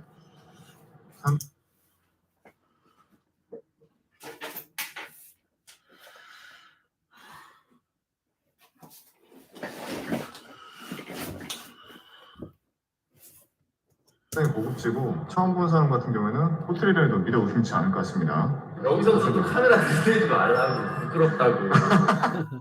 현재 유튜브 채널 안대장 TV를 운영하고 있는 안대장이라고 합니다. 네, 반갑습니다. 이 동네 사람들이 다 싫어한다는 느낌이에요. 카메라 들고 다니고. 여기 동네 분들이 이거 싫어한다고 했는데 왜 그런 거예요? 아무래도 돈이 있으신 분들은 프라이빗한 걸 좋아하니까 자기가 사는 공간이 네. 드러나지 않길 바라는 게 있지. 나 같은 유튜버들이 이제 막 카메라 들고 돌아다니는 거 싫어하죠.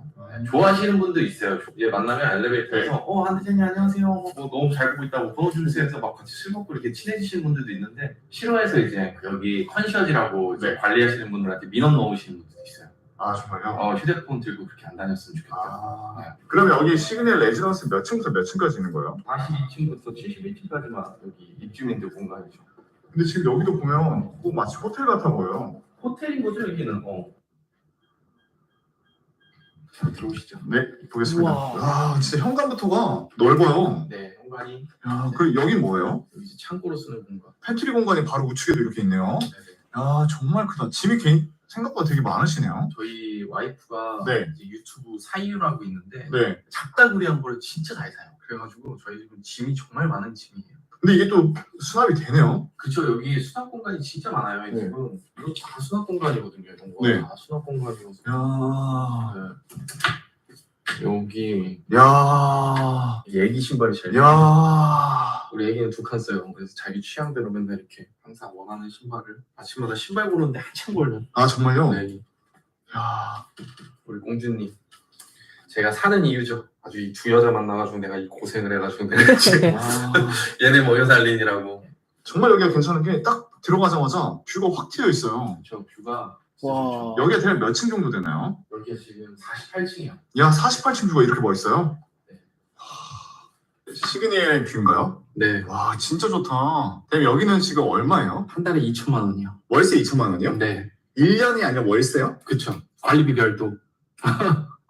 강남보다 잠실 러버거든요. 네. 그러니까 누가 와도 항상 제일 좋아하는 거 우리 저녁 먹고 그냥 네. 여기 산책하면 너무 좋아요. 이 석촌호수죠? 네, 석촌호수 산책하면 여기 막 앞에 카페도 있고 네. 진짜 너무 좋아하세요. 우리 부모님들도 그렇고 여기서. 네. 그 다음에 여기 요 앞에 또 잠실 소피텔이라고 네. 고급 호텔 생겨가지고 네. 이 안에도 먹을 게 너무 많았는데 저기 또 생기면서 맛집이 또 되게 많이 들어왔어요. 이 앞에 건물 말씀하세요? 네, 여기 소피텔 호텔이에요. 와. 저거 되게 거기도 맛집 너무 많아서 좋고 롯데몰 너무 좋고. 야, 저기 건너편에 한강도 여기 보이네요. 한강. 원래는 네. 바로 한강뷰에서 살았었는데 네. 제 개인적인 생각이에요. 이 강남 쪽 남쪽에서 한강을 바라보는 뷰는 네. 사람이 살기 너무 힘들어요. 왜요? 햇빛이 안 들어요. 북향이라서. 아, 정말요? 그래서 52층 살다 이사 온 거야. 나. 아. 여기 살면서 너무 좋아요. 햇빛이 들어오니까. 저기 딱 정면 한강뷰였는데 네. 햇빛이 진짜 안 들어와요. 북향은. 와, 나 북향의 무서움을 처음 알았어요. 그러니까 강북 쪽에서 한강뷰를 보고 사는 건 괜찮을 거예요. 네. 남양이니까. 근데 강남 쪽에서 한강뷰는 와, 그러니까 손님들 보기에만 좋아. 아, 막상 실거주자는 그렇게 좋지 네, 않죠? 너무 춥고 진짜 햇빛이 하나도 안 들어와요. 너무 고생했어요. 와. 네, 그게 조금 단점이에요, 한강뷰에. 가장 그죠? 마음에 드는 포인트가 어디세요? 어떤 뷰에서요? 네. 그냥 다 좋은데 뷰는? 근데 이제 지금 뷰 하도 부담 그 약간 이제 그냥 무감각하죠? 솔직히 조금 그렇다고 할게요. 네, 조금. 왜냐면 매일 보니까 야경은 진짜 예뻐요. 근데 봄, 여름, 가을, 겨울 중 가장 아름다운 뷰는 언제라고 생각하세요? 겨울이죠. 겨울이요. 눈 왔을 때. 지금 이건 뭐예요? 이 유리는? 이건 난로. 난로요? 네, 이렇게 불 켜는 거 이렇게 해가지고 그냥 기분 낼 때, 분위기 낼 때 네. 제가 술 먹는 걸 좋아하거든요. 그래서 제가 제일 좋아하는 게 저기 식탁에서 음악 틀어놓고 네. 여기 불 펴놓고 술 먹는 거, 불 먹으면서. 네. 아, 요거는 이제 그 멜트 깐 거. 이거 매트를 왜 깐 거예요? 요거는 이제 애기 층간소음 때문에. 아, 여기 시그니엘에도 층간소음이 있어요? 아, 모르겠어요. 제가 52층 살 때는 네. 한 번도 그런 얘기 들어본 적이 없거든요. 네. 근데 여기로 이사 온 다음에 층간소음 그 클레임을 너무 많이 받아가지고 네. 그래서 스트레스 받아서 깔았어요. 이거 비싸더라고요. 이거 까는 거. 이거 그래도 한 5, 600 하던데 이거는. 근데 이거 하고 스트레스 안 받아서 좋아요. 아, 애기 마음대로 뛸 수 있고. 이게 진짜 층간소음 때문에 스트레스 받는 부부들한테 항상 똑같은 말이 이거 깔고 나서 사람들이 좋아요. 야, 여긴 정말 이렇게 선물 문화가 상당히 잘 돼 있나 봐요. 만약에 친하게 지내는 사람들이 네. 있어요. 친하게 지내는 사람들이 많이 주고받죠. 요것도 선물 받은 거. 이거요? 아, 요것도 샤넬 크림 선물 받은 야, 이런 걸 누가 선물 줬어요? 부자가요. 야, 여기가 이제 부엌인데 부엌도 되게 깔끔하네요. 여기서 뭔가 음식을 안 해 먹은 듯한 느낌이 들어요. 네, 음식은 안 해 먹어요. 정말 음식을 안 해 먹어요? 네, 저희 와이프가 네. 요리를 네. 못하지는 않는데 네. 차리고 치우는데 한 3시간 걸려요. 그래가지고 아, 죄를 질 때마다 하나씩 이렇게 사주다 보니까 네. 죄가 많네요. 죄를 많이 지으셨네요. 죄가 많죠. 모든 유부남의 삶인데 결혼하는 순간부터 혼나기 위해서 하는 거예요. 내 사회적 위치는 상관없어. 모든 남자들은 다 이해할 거예요. 그래서 러셀들이 결혼하지 마요. 이게 2022년 버킷리스트라고 되어 있는데 네, 저는 이런 거 계속 하고 있어요. 이게 지금 대장님의 버킷리스트인가요? 네. 와, 전 직원 해외여행 이건 멋있네요. 아, 저희 원래 회사에서 이제 공표한 게 저희 회사에서 매년 12월 28일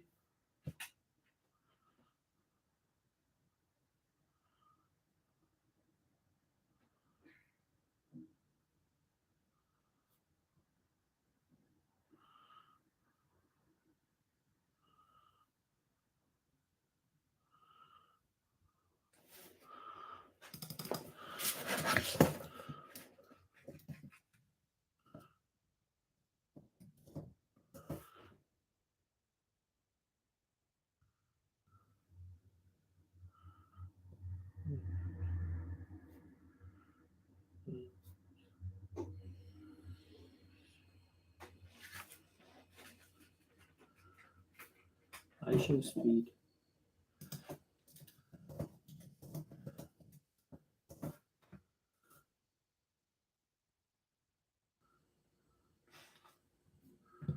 Whoa, already 12 to 14 mil? Damn. How did we get so rich so quickly, bro?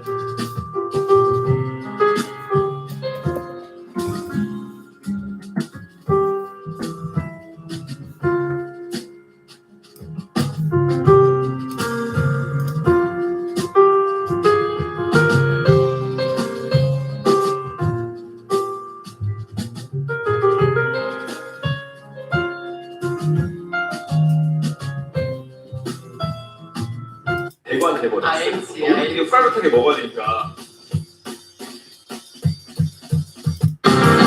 나를 이런 너무 그냥 깔려 있어. 너를 위해 특별히. 나 특별히 겨울인데 왼발이잖아. 그래서 요즘 뭐 하고 지냈어? 요즘 그치 어제는 오늘은 유 뭐라고? 이름이? 유선이 뭐 아무렇게나 불러. 그래 뭐 맨날 바뀌었어 뭐 기억도 안 나 누가 누군지. 오늘은 너의 연애 생활에 대해서 좀 알고 싶어. 우리 사귀는 사이잖아. 그래도 우리 오픈 릴레이션십 아니야 지금? 그치. 1년 만인데 뭐. 네, 저 이제 에피타이저로 안내 도와드리겠습니다. 네. 잔은 놔두시고 가시면 테이블로 옮겨드리겠습니다. 네.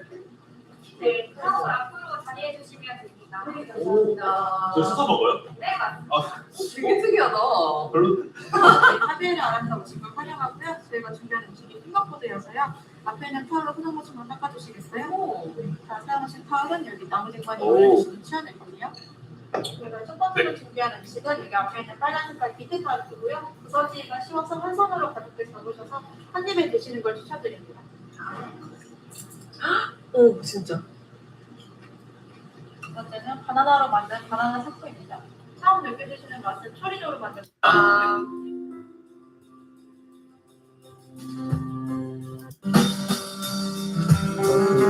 칵테일을 만들어 뭘 위한 거지? 모르겠다. 아 근데 안 추워? 나 너무 시원한데, 지금? 그래서 해야겠다. 이거 뭐야? 설명이 RT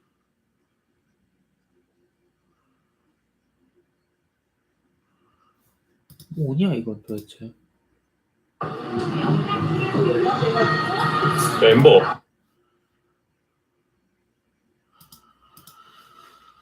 있는 메뉴 중 하나입니다.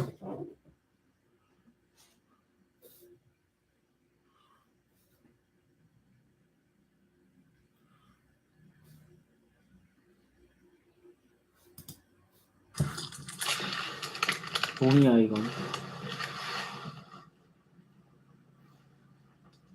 이거 뭐야?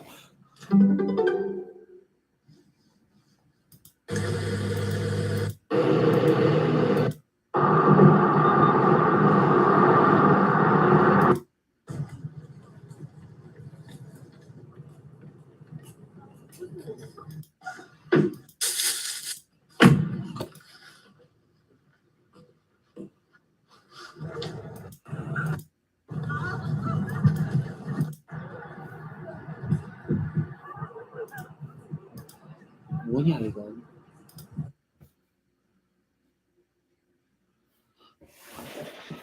아 뭐냐 이거?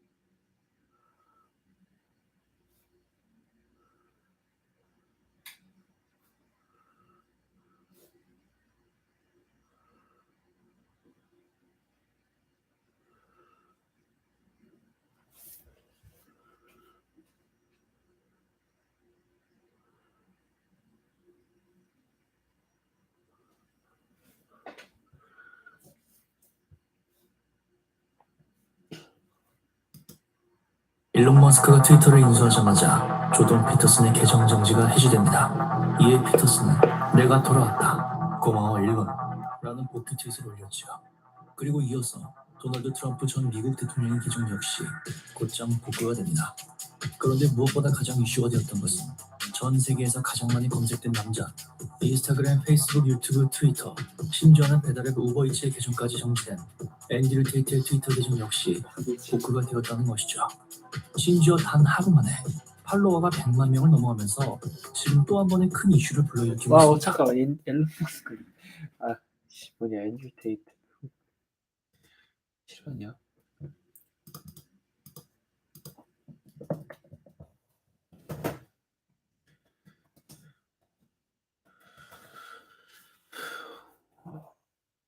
Overtake, huh?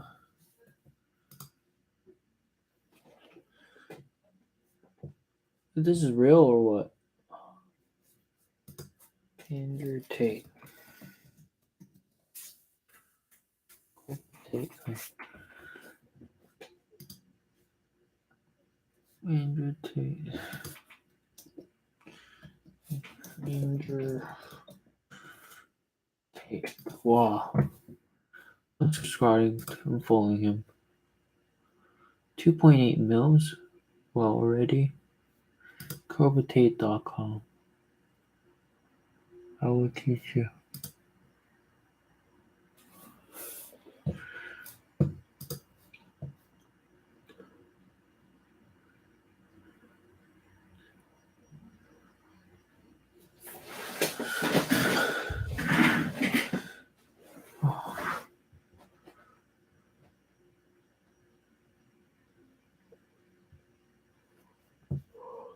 Feel like doing. The thing that makes a good man a man is that he does what he doesn't want to do. He doesn't want to work and he works anyway. He doesn't want to go to war and he fights anyway. He doesn't want to get up, he gets up anyway. That's the whole point of it. We didn't want to die in the Titanic. Guess what happened? You can't sit there as a man and say you don't feel like it. You're not allowed to not feel like it. You're supposed to do it anyway, regardless. So when a man sits there and says, oh, you don't understand, I'm struggling with motivation. If you are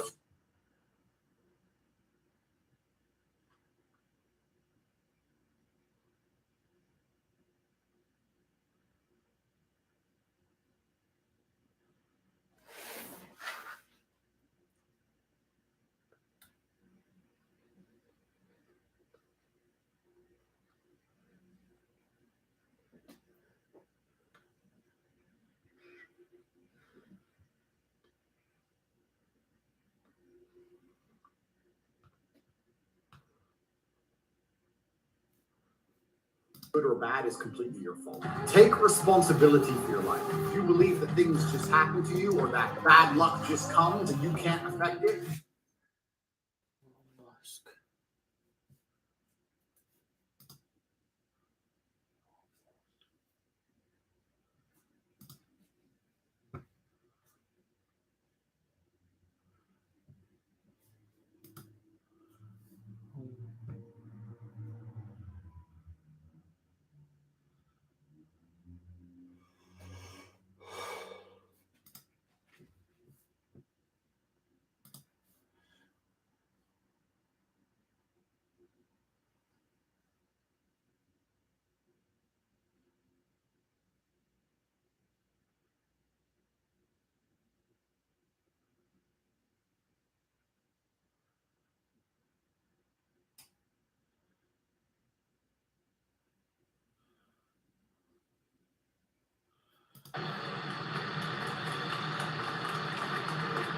Right, 10, 9, 8, 7, 6, 5, 4, 3, 2, 1. Engines full power and liftoff of SES mPOWER. Go Falcon 9, go SES.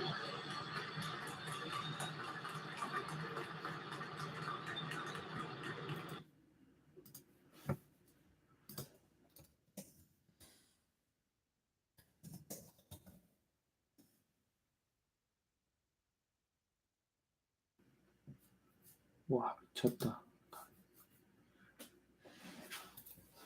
Falcon 9.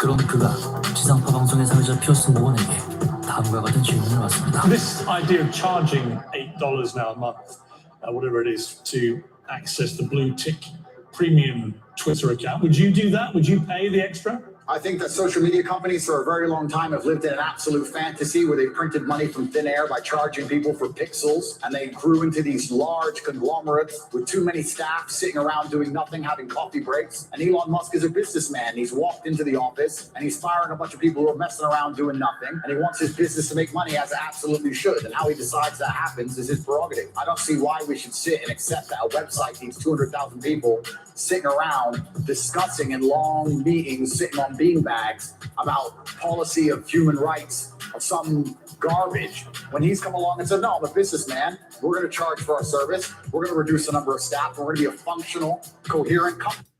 Who you think would kill you? I understand that you get 3 strikes in this game. Strike 1 is they try and shut you up and discredit you, which I've just been through. Strike 2 is they try and put you in jail for no reason. And strike 3 is they kill you. And one of my strikes is now gone, and I now firmly believe that they're going to try and kill me because they want me to be quiet, and I'm not being quiet. And I have huge amounts of influence which is what they're scared of. Because influence is what influence is what the world is about, right? The media is for influence. What they tell people to believe, the mindsets they want you to adopt is so they can influence you. So when somebody like me comes along who has a mass amount of influence and it's going in a direction they're contrary to, they sit and go, wow, this is a big problem from one person. And people have car accidents, people get robbed, people get shot.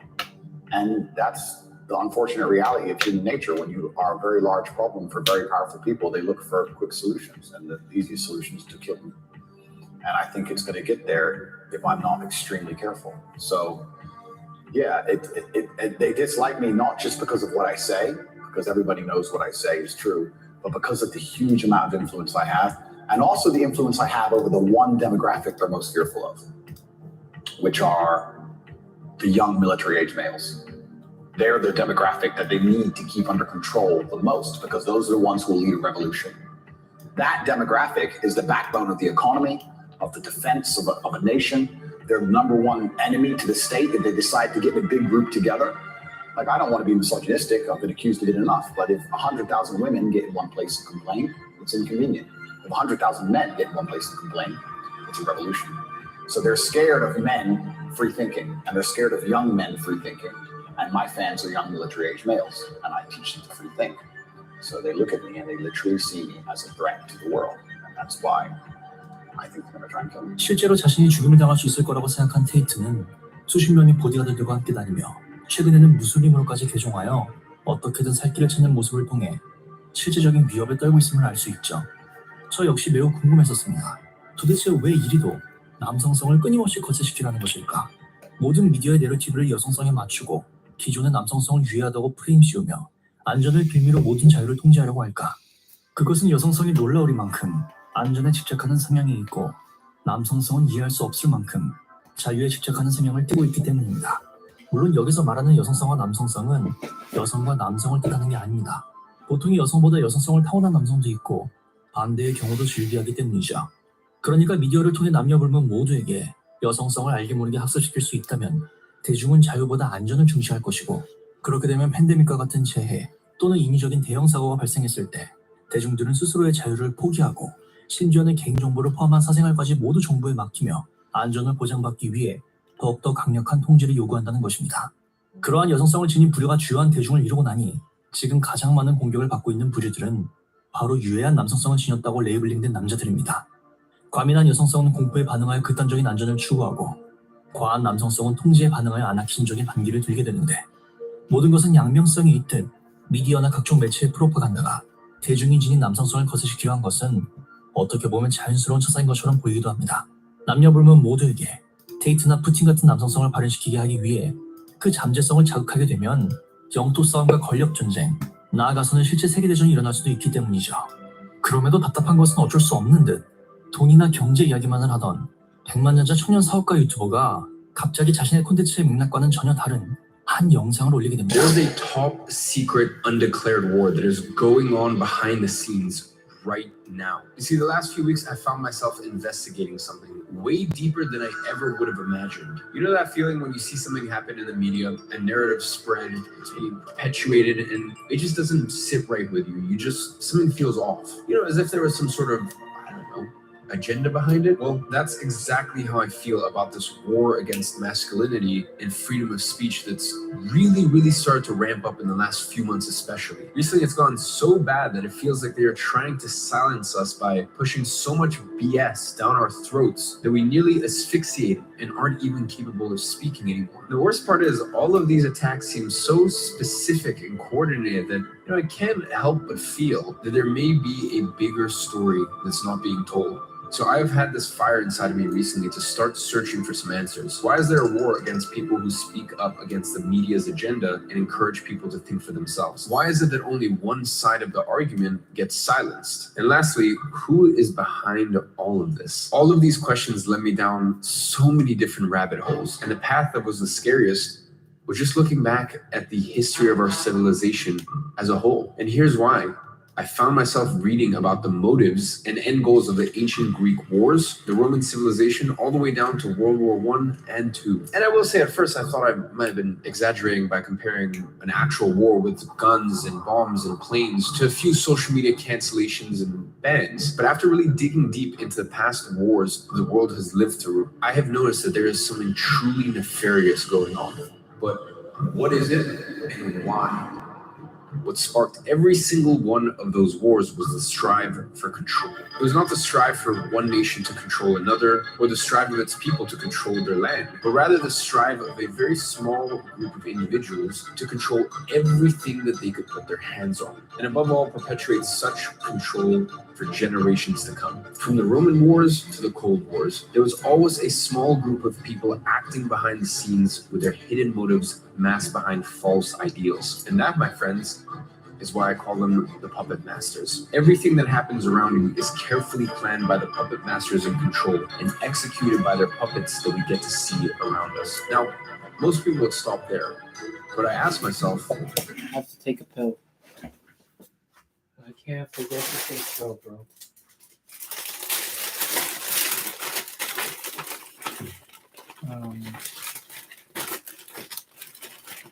Let's see.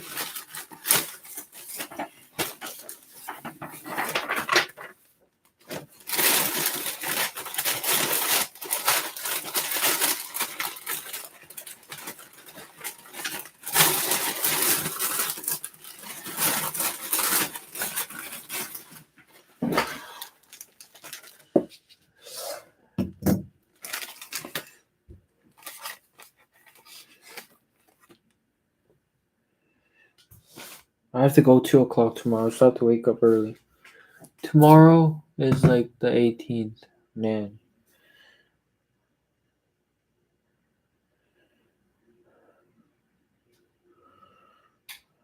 Okay. 취침 전 씻고. 취침 전에 복용하십시오.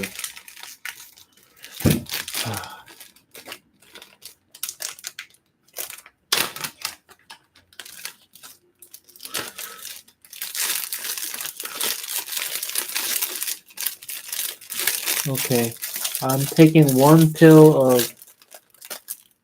pills of 졸로푸트정, 50 grams, 알프람졸람정 0.25 mg, 1.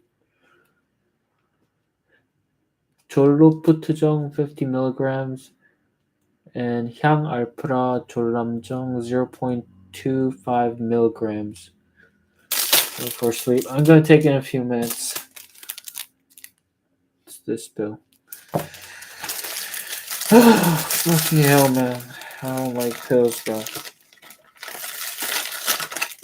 Let's see if this could help.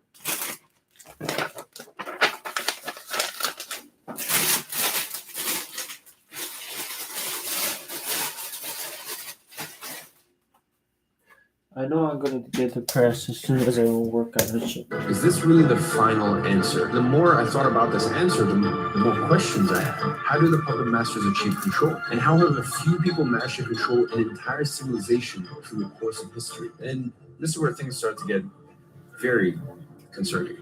It was not freedom or lack of. It was not religion. It was not money.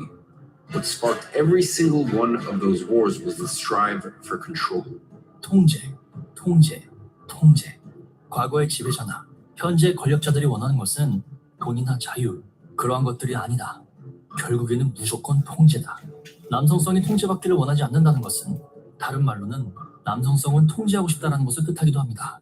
그러니 아이러니한 것이 지금 이 통제받는 느낌이 싫어서 만화나 영화의 주인공처럼 권력자들을 깨부수고 내가 그 지배층이 된다고 하여도 높은 확률로 어쨌든 나 역시 사람들을 통제하게 될 수도 있다는 것이죠.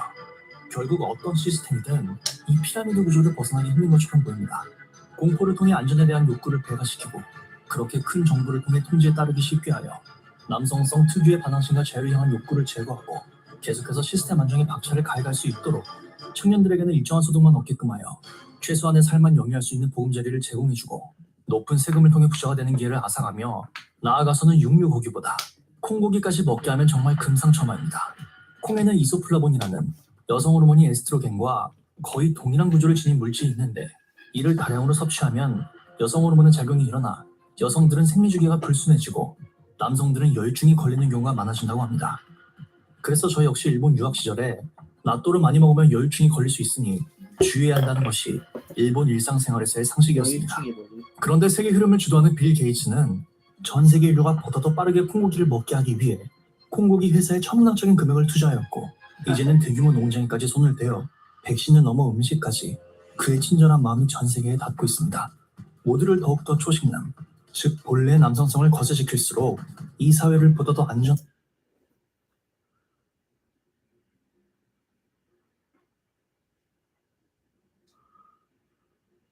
여유증 아닌 것 같은데.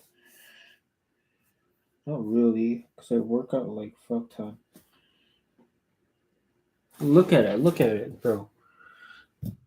I don't have fucking tits, bro. I don't have tits. I work out. Bitch, I work out, bro. Like, I fucking work out. Like, look at it. I just came back from a fucking cold ass run, bro. I work out. Like this. I don't think this is like. It's like my body right now. I don't have the most best diet right now, just because I don't have the money and everything. Like, I don't have any diet right now. It's like I eat like whatever. I have to eat.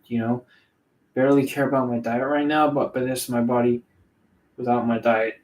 So I'm trying to do my best. I think it's a decent body still. I think it's decent still, but I'm just saying that's the point, bro. 목 디스크 온 것 같아.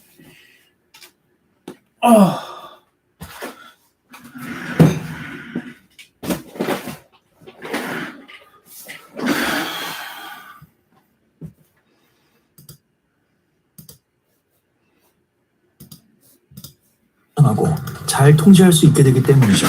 여기에 VR과 메타버스까지 있으면 이제 완벽한 통제사회로 가는 것입니다. 최근까지는 게임과 포르노가 남성들의 안정제였다면 이제는 가상세계에서의 짜릿한 삶이 모두의 잠재의식 속에 담긴 남성적 야망을 완벽히 잠재워주는 것이죠. 모두가 여성성을 학습하고 답습하여 공포에 민감히 반응하게 하여 무엇보다 안전을 최우선시하게 만들고 이를 위해 개인의 자유를 쉽게 반납할 수 있는 경찰 국가를 넘어 더 큰 정보가 출범하게 되면 이제 AI와 로봇들이 대부분의 일들을 대체할 것이고 대부분의 청년들은 높은 최저시급을 받으며 일하거나 베이직 인컴, 즉 기초 보조금을 통해 굶어 죽지 않는 편안한 삶을 살게 될지도 모릅니다. 머리 위 천장을 깨부수며 계층사다리의 위를 뚫고 나가는 일은 현실적으로도 굉장히 어렵고 심리적으로는 끊임없이 불안하며 무엇보다 상당히 고통스러운 일입니다. 머리 위 천장을 깨부수며 계층사다리의 위를 뚫고 나가는 일은 현실적으로도 굉장히 어렵고 심리적으로는 끊임없이 불안하며 무엇보다 상당히 고통스러운 일입니다. 그러한 남성적 야망은 남자든 여자든 내 잠재의식 속 남성성이 들끓을 때 자동적으로 튀어나오게 되어 있습니다. 수단과 방법을 가리지 않고 수천억 자산가가 된 앤드류처럼 이제 그러한 남성성을 지닌 사람들은 매우 드물게 되었습니다. 남자는 자립을 통해 또 성장과 분투와 고뇌를 통해 진짜 남자로 거듭나기 마련입니다. 물론 남성성에도 몇 가지 종류가 있듯 모두가 테이트처럼 전사의 기질을 동일하게 타고나지 않았을 수도 있습니다. 그러니 이 남성성의 회복이 꼭 모두에게 필요한 일은 아닐지도 모르죠. 그러나 그 중에는 분명 교육과 미디어의 프로파간다를 통해 나도 모르게 거세되어 순간의 허망함을 느낀 사람들도 있을 것입니다. 그러니 모두를 계몽시키거나 깨울 필요가 전혀 없습니다. 이제는 사회의 악이 되어버린 이 남성성을 단 한 번이라도 일깨워 큰 야망을 가지고 싶은 사람들은 남녀불문 채널 멤버십에 들어와 이 남성성에 관한 팟캐스트를 들어주시기 바랍니다. 결코 전체 공개할 수 없는 내용들이 장장 4시간 동안의 고찰과 고찰을 거듭하며 거대한 깨달음으로써 이어지게 됩니다. 가치관의 변화는 결코 짧은 시간에 이루어지지 않습니다. 모든 것은 인지로부터 시작됩니다. 고뇌와 성찰이 담긴 멤버십 롱폼 콘텐츠를 통해 우리가 지금 이 순간을 어떻게 살아야 하는지, 본인의 남성성을 어떻게 보존하고 실현시킬 것인지, 그런 모든가 끊임없는 대화의 장으로 지금 당신을 초대합니다. 멋있고 강인하게, 때로는 부드럽게, 결국에는 단단하게 나를 끊임없이 쇄신할 수 있는 그런 거친 하루가 그대의 자연스러운 일상이 되었으면 좋겠습니다. 그렇게 본질적인 남성성을 잘 다듬었을 때 아름답고 고귀한 여성성을 필연적으로 끌어당기게 될 것입니다. 저 역시 그러한 경험을 통해 얻은 근본적인 자신감으로 어려운 도전들을 쉴 수 없이 해나가고 있습니다. 그 여정의 선두에서 여러분의 등대가 되고자 하는 저란 당신은 기웃소리 불러주면 감사합니다.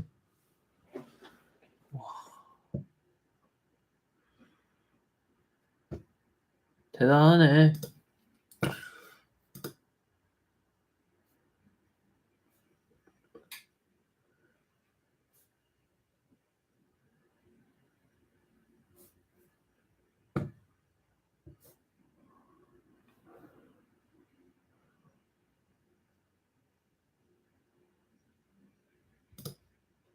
세상을 구하는 빌 게이츠가 선진국 시민들은 소고기나 돼지고기를 먹지 말고 모두 대체육을 먹어야 한다고 말하며 사람들의 가슴을 뜨겁게 만들었습니다.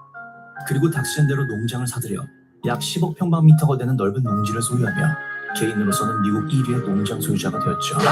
Bill Gates. He's the answer to all the world's problems. And anyone who criticizes him is a conspiracy theorist or a considered academic concerned about him colonizing and monopolizing the world's resources. Whenever people talk about Bill Gates, it's usually as a kind of sort of megalomaniacal tyrant or as the savior of the world. When he is harshly criticized, people often think it's a kind of conspiracy-oriented argument derived from his actions during the pandemic or the considerable power of the Bill and Melinda Gates Foundation.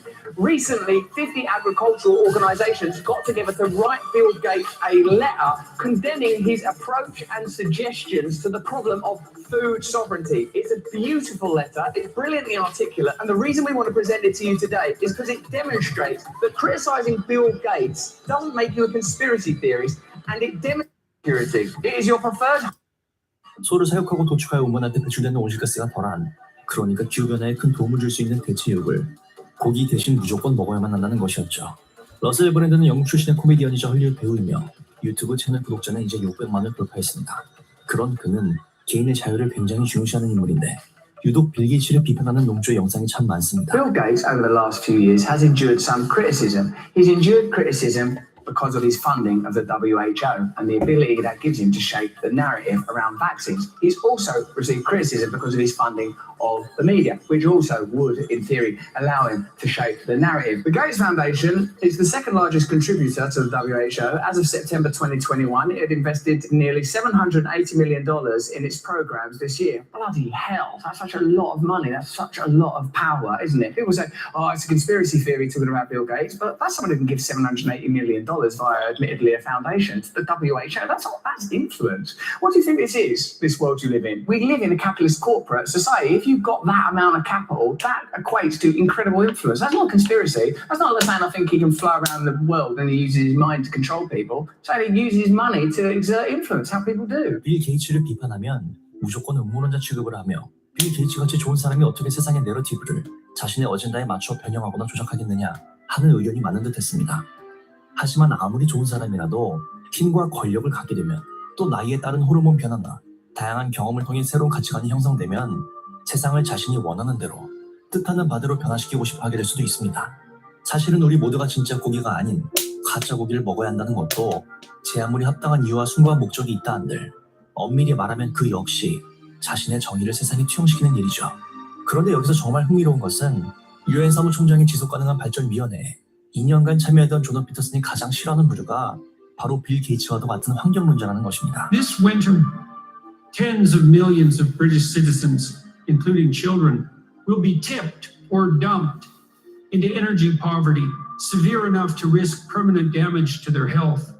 Cold, damp houses provide the perfect breeding ground for mold that not only causes respiratory distress, but renders houses essentially unlivable once established. One left-leaning newspaper ran the story outlining the danger, but without a word about why this crisis has emerged. Because the woke moralizers of the environmental movement helped create it. Virtue-signaling utopians committed to globalization claim we are destroying the planet with cheap energy. But are they truly and deeply committed to the environmental sustainability so loudly and insistently demanded? Or are they merely hell-bent in the prototypically Marxist manner in taking revenge on capitalism? It appears to be the latter. Why otherwise would the mavens of the environmental movement oppose nuclear power, despite its optimal carbon footprint? 환경 문제, 특히나 기후변화에 관한 이야기는 정말 생각보다 굉장히 민감한 문제입니다. 그래서 제 채널에서도 기후변화 관련 영상을 만들 때마다 유튜브 시스템에 의해 스팸 처리될 만큼 긴 논문 수준의 장문 댓글이 달리곤 합니다. 지금 우리가 놓인 환경 문제의 심각성에 대해 마치 재난 영화의 시놉시스처럼 아주 파멸적이면서도 카타르시스적인 우리 인간은 이제 끝났다는 식의 댓글이 반드시 한두 개씩은 달리곤 하죠. 공포에 더욱 예민하게 반응하는 인간의 특성상 10년 후에, 늦어도 50년 후에 지구가 종말한다는 이야기를 들으면 생계를 위해 숲을 불태워야 하는 축산업소들을 굶어 죽이든 탄소 배출이 많은 업종의 개발도상국 사람들을 궁지로 몰든 간에 우리는 종말론적 공포에 즉각적으로 반응하며 곧장 환경론자들의 말을 따르게 된다는 것이죠. 거기에는 지구를 구한다는 도취되기 쉬운 영웅적인 서사도 있고 심지어는 알게 모르게 감정적 허영심마저 채워주는 긴급한 드라마마저 서려있기 때문입니다. So imagine that there's an emergency. Dragon. There's a dragon. Someone comes and says, there's a dragon. I'm the guy to deal with it. That's what the environmentalists say, the radical types who push limits to growth. Then I look at them and I think, okay, is that dragon real or not? That's one question. You're clamoring about a dragon. Okay, why should I listen to you? Well, let's see how you're reacting to the dragon.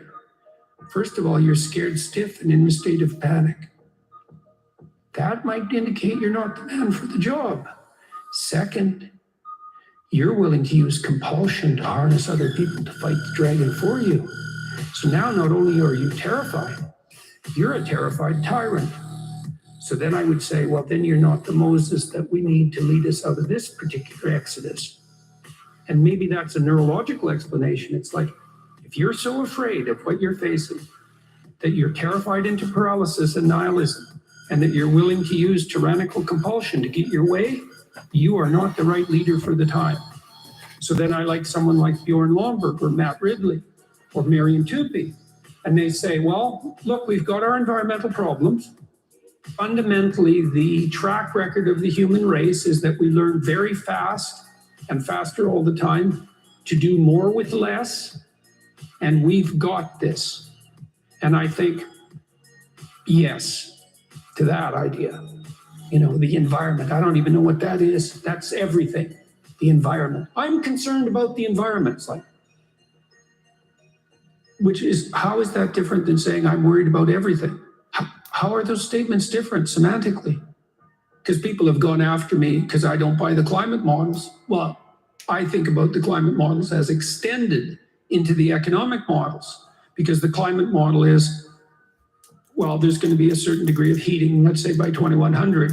It's like, okay, some of that might be human generated. Some of it's a consequence of warming after the ice age. This has happened before, but fair enough. Let's take your presumption. Deloitte consultants are basically saying is, well, you know, it's kind of unfortunate, but according to our models, a lot of poor people are going to have to die so that a lot more poor people don't die in the future. It's like, okay, hold on a sec. Which of those two things am I supposed to regard with certainty? The hypothetical poor people that you're going to hypothetically save 100 years from now, or the actual poor people that you are actually going to kill in the next 10 years? Well, I'm going to cast my lot with the actual poor people that you're actually going to kill. 150 million people will suffer food insecurity. Food insecurity. Yeah, food insecurity. That's the bloody buzzword. Famine. Well, the broader ecosystem of agricultural production in Holland is 6% of their GDP.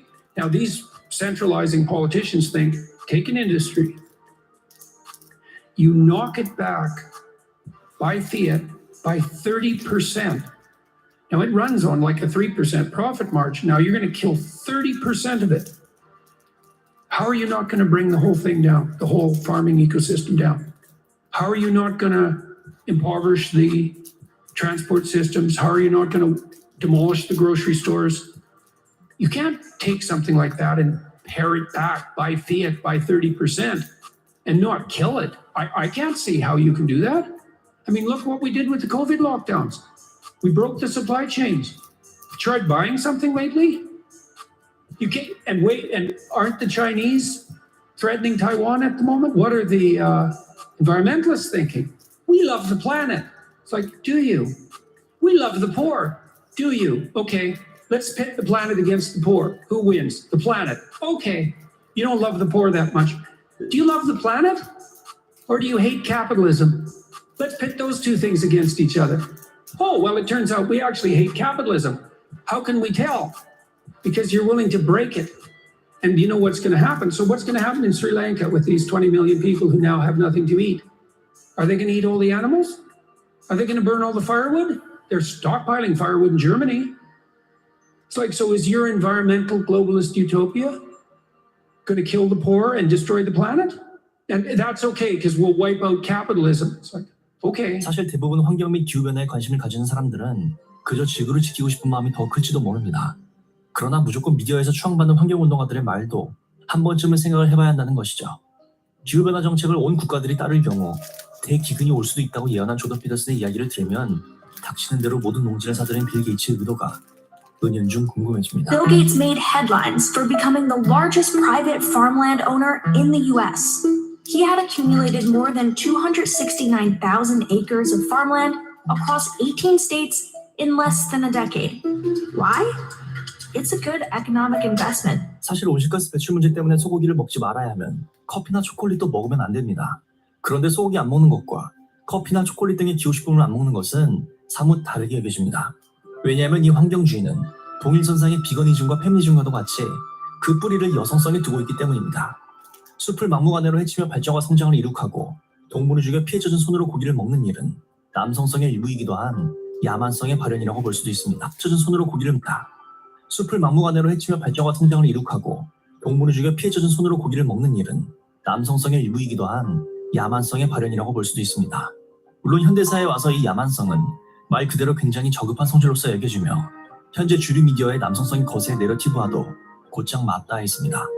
하지만 잠시 생각해보면 인간도 결국 환경의 일부입니다. 남성성과 여성성 그 자체가 문제가 아니라면 남성성이 지닌 일부의 야만성 역시 피해 젖은 손으로 고기를 뜯어 두뇌를 발달시키고 지배적인 권력욕과 어두운 욕망을 통해 문명을 탕생시켰듯 100% 무조건적인 악으로 볼 수만은 없습니다. 여성성이 극대화되면 남자든 여자든 동물의 아픔을 본인들의 아픔으로 여기면서 동물과 자연을 지키기 위해 자영업자들과 축산업자들을 죽음으로 내몰기도 합니다.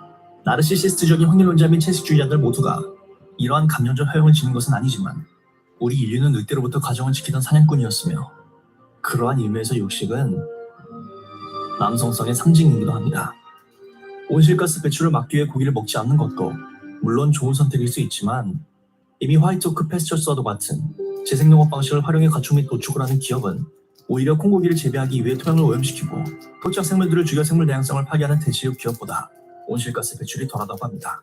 물론 이마저도 장단점이 있고 여러 한계점들이 있는 것은 분명하지만 어쨌든 기술은 발달할 것이기에 인류는 더 나은 방식으로 문제를 해결하리라 믿습니다. 그 문제를 풀어나가는 사람들이 피터슨의 말대로 호들갑을 떨며 감정적인 동요를 하는 사람보다 차분히 문제 해결에 정성을 쏟는 사람이어야 한다는 것에는 저 역시 크게 동의를 하는 바입니다. 글로벌 어젠다들은 굉장히 복잡하고 어렵습니다.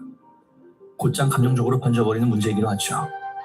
하지만 이를 여성성의 뿌리를 둔 이념을 통해서만 해결하려 하기보다 보다 더 여러 측면을 고려하며 남성성과 여성성이 조화를 이룰 수 있다면 우리는 호들갑과 야만 그 사이 어딘가에서 합의점을 찾을 수 있을지도 모르겠습니다. 유튜브를 읽어주는 남자입니다.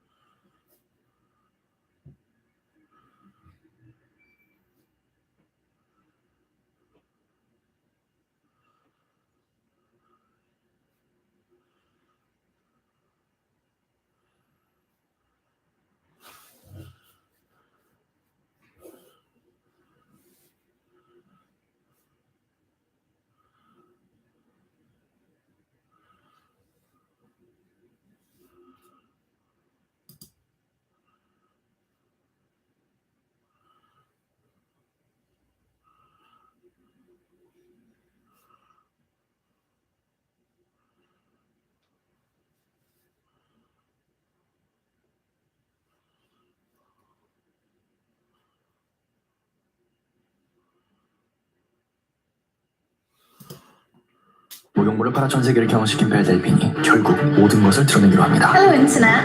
So it's been really fun playing with you over the last couple of years, but I think now is finally the time that you've all been waiting for. This year, the 25th of December, Christmas Day, I'm going to be posting my hardcore onto my OnlyFans. And if you don't believe me, well...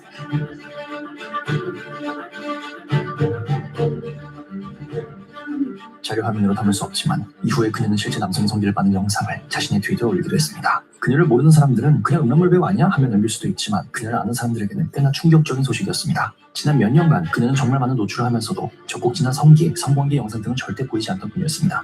항상 적정선을 지키며 팬들을 애타게 하는 행동 때문에 사람들은 그녀가 그 선을 넘지 않을 것이라 생각했던 것이었죠. 그러다가 그녀의 유튜브 채널에 그녀의 엉덩이가 다 드러난 영상이 너무 많아 정지를 당하게 되면서 그녀는 결국 성관계 영상을 찍기로 합니다. 물론 유튜브 채널의 정지는 곧바로 풀리게 되었지만 그녀는 자신의 여정을 결코 멈추려 하지 않았습니다. 과거 목욕물을 팔고 또 자신의 브랜드 고무를 팔던 그녀는 이번엔 성관계 촬영 시 쓴 고무를 직접 판다는 결정까지 내리게 됩니다. So, I haven't recorded my first video yet. So I wanted to think like, right, if I'm doing it, I might as well sell something funny because that's kind of something that I kind of do in my online adventures. I try and sell weird things. 대당초처럼 유튜브가 뜰 수 있다는 것 자체가 거기에 쾌감, 자기만족 등 범상치 않은 욕구가 있는 사람들이 그만큼 많다는 것.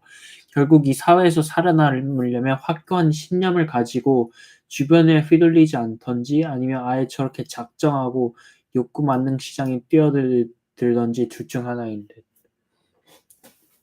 둘 다 필요할 것 같아, 내 생각에는. 휘둘려서도 안 되고 사람들이 원하는 걸 줘야지. 살아남으려면.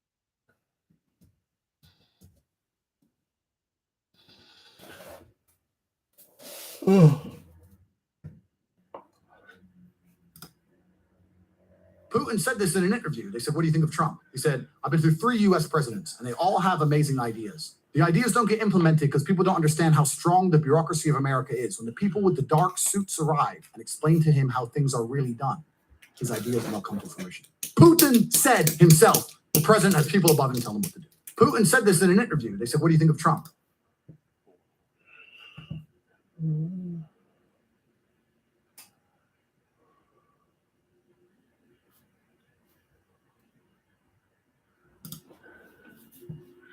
How do I know Andrew Tate is not part of the Illuminati? I would now listen to you. Good. And here we are. We're saving the world. This is it. Why will no one say it? You are scamming people. I sit here and I do not think I made any mistakes, but I was not scamming people any more than anyone else involved in the industry. How much money would it take? Mo, if you're trying to proposition me, it's haram. When I heard it's like, you don't even have sex for love or money, I was like, how much money would it take? I can't be bought. Forbes have been in touch to put me on the billion list. Like, they're asking for paperwork. I'm like, no, sir, I'm not stupid. Your dad was a spy? My father worked. I'm completely loyal because I fix all their problems and I tolerate them and go out with them and deal with all their crap. So I'm very loyal. I don't think that's I'm very loyal. Definition of loyal. It is. No, but it is. He said it, guys. Listen, cancel him on the internet. He'll tell you all about the pressure of being canceled. Cancel him. If they're in my house, it's my house. And I'm the boss. And that's what it's going to be. It's my house. I'm the boss. Do it on camera. No, do it on camera. Get the board. We'll do it right after this. Get the board. Put it here. I'm certainly worth more than $1 billion. Don't worry about my feelings. Don't worry about my feelings. It's fine. I'll just cry after the podcast.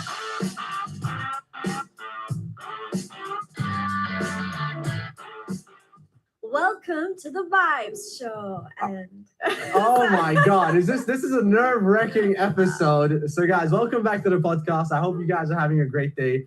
Today we have by far the most anticipated episode, and one that I'm really excited about. We have the one, the only Andrew Tate. Thank you. I like that. That was a very good intro. That was amazing. Especially considering you don't like me. That was very nice. No, yeah. No, you hate me. Don't worry about me and my feelings. It's fine. For those of you that don't know, I'll do a quick introduction. This is Andrew Tate, the most Google man on earth, the most famous man on earth. He is also a very controversial character. And actually, my sister, I'll say used to, hate him. You just make it sound so bad. You do hate. Be honest. So basically, I didn't agree with some stuff that you were saying. We'll talk about it. We'll get into it, guys. But honestly, I was never allowed to meet him until my sister's approval. And finally, we kind of convinced her. And today we have so many things to talk about. Hey, guys, before we get onto the podcast, all right, this takes about 10 seconds. If you are new on the channel, guys, click the subscribe button and turn on the notifications, guys. I know you're going to forget. This is a 2-hour podcast. So just do it right now while you're watching, because we are going to have a part 2. Write down your questions in the description box that you want me to ask. So first of all, how are you doing, Andrew? Yeah, I'm good, bro. I'm good. I'm surviving. I'm good. How's life been treating you? Because obviously you had the whole fame, the most Googled man on earth, suddenly banned, and just how did you deal with that whole commotion?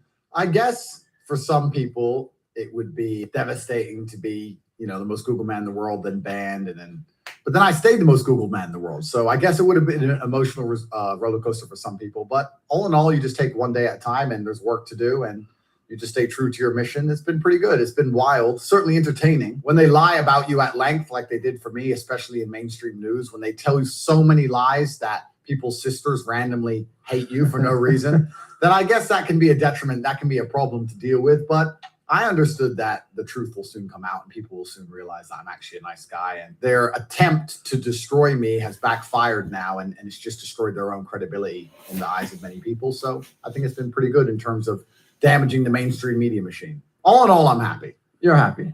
Surely you must have got affected a little bit. Wasn't there one point where like, you know what, I hate this? I wouldn't say no. That never ever crossed my mind. I understood that in the pursuit of greatness, there's going to be obstacles and it's going to be difficult. It's kind of like climbing Mount Everest, right? You're halfway up and then a snowstorm comes. Obviously, nobody wants to be in the snowstorm. Obviously, it's uncomfortable, but you have to semi-expect it and you have to get to the top. So all you can do is put one foot in front of the other and keep on going. For me, it was just a matter of making sure that we managed to fall out effectively, which we did, flip it on its head, which we did, become more successful in spite of it, which we've done. And there's always work to do. And as long as there's work to do, there's no time to sit around and mope. You just have to get up and fight. So you talk a lot about the Matrix. They're trapping me. They're attacking me. Who is the Matrix? The Matrix is have you seen the movie? I have. Okay, so in the movie The Matrix, we're in a computer-controlled reality, right? They projected a false reality into people's minds to entertain them while their bodies are being exploited by the machines. And it's very similar here in the real world. You are inside of a reality which is false. It doesn't necessarily have to be computer-controlled, but it's certainly media-influenced. But who controls it? The people who are behind the media machine, the people who are in charge of the world, which are also behind the governments. And the point I'm making when I say the Matrix is they will tell you false versions of reality. They will tell you things that simply aren't true so that you believe in lies just to keep yourself and your mind distracted while your body is being exploited for work. And it's exactly the same thing as the movie itself. We can sit and discuss and go through conspiracy theories of who I believe these people are.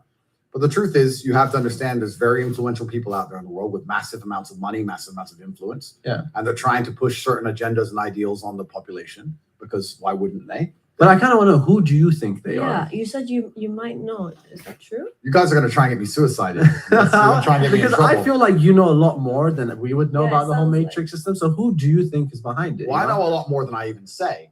But let me give you a simple example of it, right? So if you have a company, you have a podcasting business, let's say. Okay. If you hire a member of staff who doesn't agree with you and doesn't do as you say and doesn't listen to you, you're going to fire him, right? You're going to want people to listen to you because you're in charge and you have influence. So if there's people who print money and they're literally in charge of banks and in charge of governments and they own the world, whatever they believe, whatever their influence, whatever their worldview is, they want to purport that and propagate that on the population, on the planet. And that's what happens where we have these ideas which are very heavily defended and certain ideas which are not allowed to be discussed, and a false reality which exists in which conversations cannot be open, dialect cannot be open, certain things must be accepted as fact, certain things can't be discussed at all. And this all comes from the top. This is not an accident. This comes from very powerful people trying to push a worldview on the populace. Do you think Bill Gates is part of the Matrix? I think that Bill Gates is an extremely rich, influential person who certainly has had a role to play in certain agendas across the last few years. Yeah.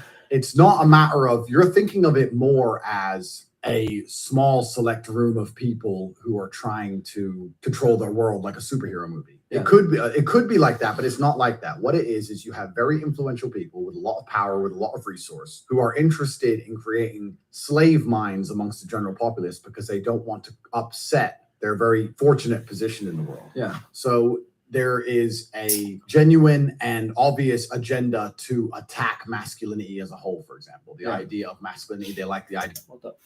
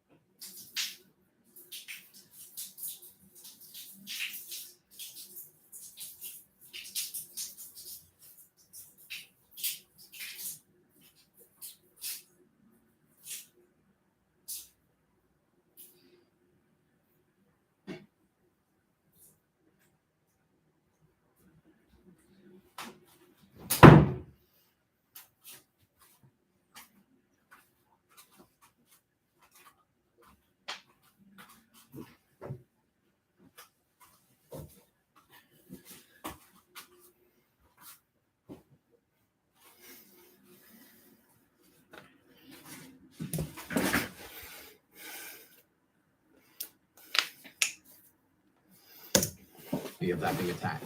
There's also obvious attempts to accelerate certain other ideas, whether, especially in the West, right? Yeah. The idea of children changing gender or putting sex in children's movies like Disney, etc. This is not conspiracy theories. This is all very obvious. Yeah. People are pushing these agendas and they're pushing them for a reason. And it's very powerful people who are doing it, and they're trying to destroy the morality and certainly the resolve of the general populace, the general people, because they want to keep their very fortunate positions, and that's what's happening. So, like, these people, are they like public figures, or they're pretty low key people? You're still thinking of it as in regards to who the people are, and I understand why you're asking that question. I think you just need to understand that the people who are truly in charge of the world are sitting and saying, what is most advantageous to us? Yeah. Is it more advantageous to us if people are semi-depressed, self-obsessed, selfish, don't care about their neighbor, have no morality, atheistic, and will absorb anything they're told without any kind of resistance? Or is it better for us if they think for themselves and they're critically thinking and they believe in religion and they want to do good to God? And the truth is, in the West at least, it's the first answer to the things they're interested in. And I don't think these people are publicly known. I don't think they're well known. No, I think there's families that have been in charge of the world for a very long time. And they put like faces up front so they don't puppets. They put puppets in front completely. And these people are beyond money. Like even during the coronavirus pandemic, a lot of people were saying, oh, I agree, Andrew, it's all a scam. They're doing it for money. And I said, no, that's a very optimistic way to look at the world. They're not doing it for money. These people are beyond money. They have enough money. They print money. They don't care about money. It's about power. It's about control. It's about influence. And it's about having enough people do as you say, regardless. And it's an interesting time of humanity we're living in, because now we have the internet and there's supposed to be free speech, but there's certainly more free information. And I feel like a lot of people's minds are slowly waking up to the fact that a lot of the things you're told on the traditional news is a lie. The traditional media machine is nothing but a propaganda machine. And they're trying very hard to still keep control over us and keep influence over us. And they're doing that by, especially with the way societies work, especially with the way relationships work, with the way the children go to school, certain things they're keeping a very tight grip on because they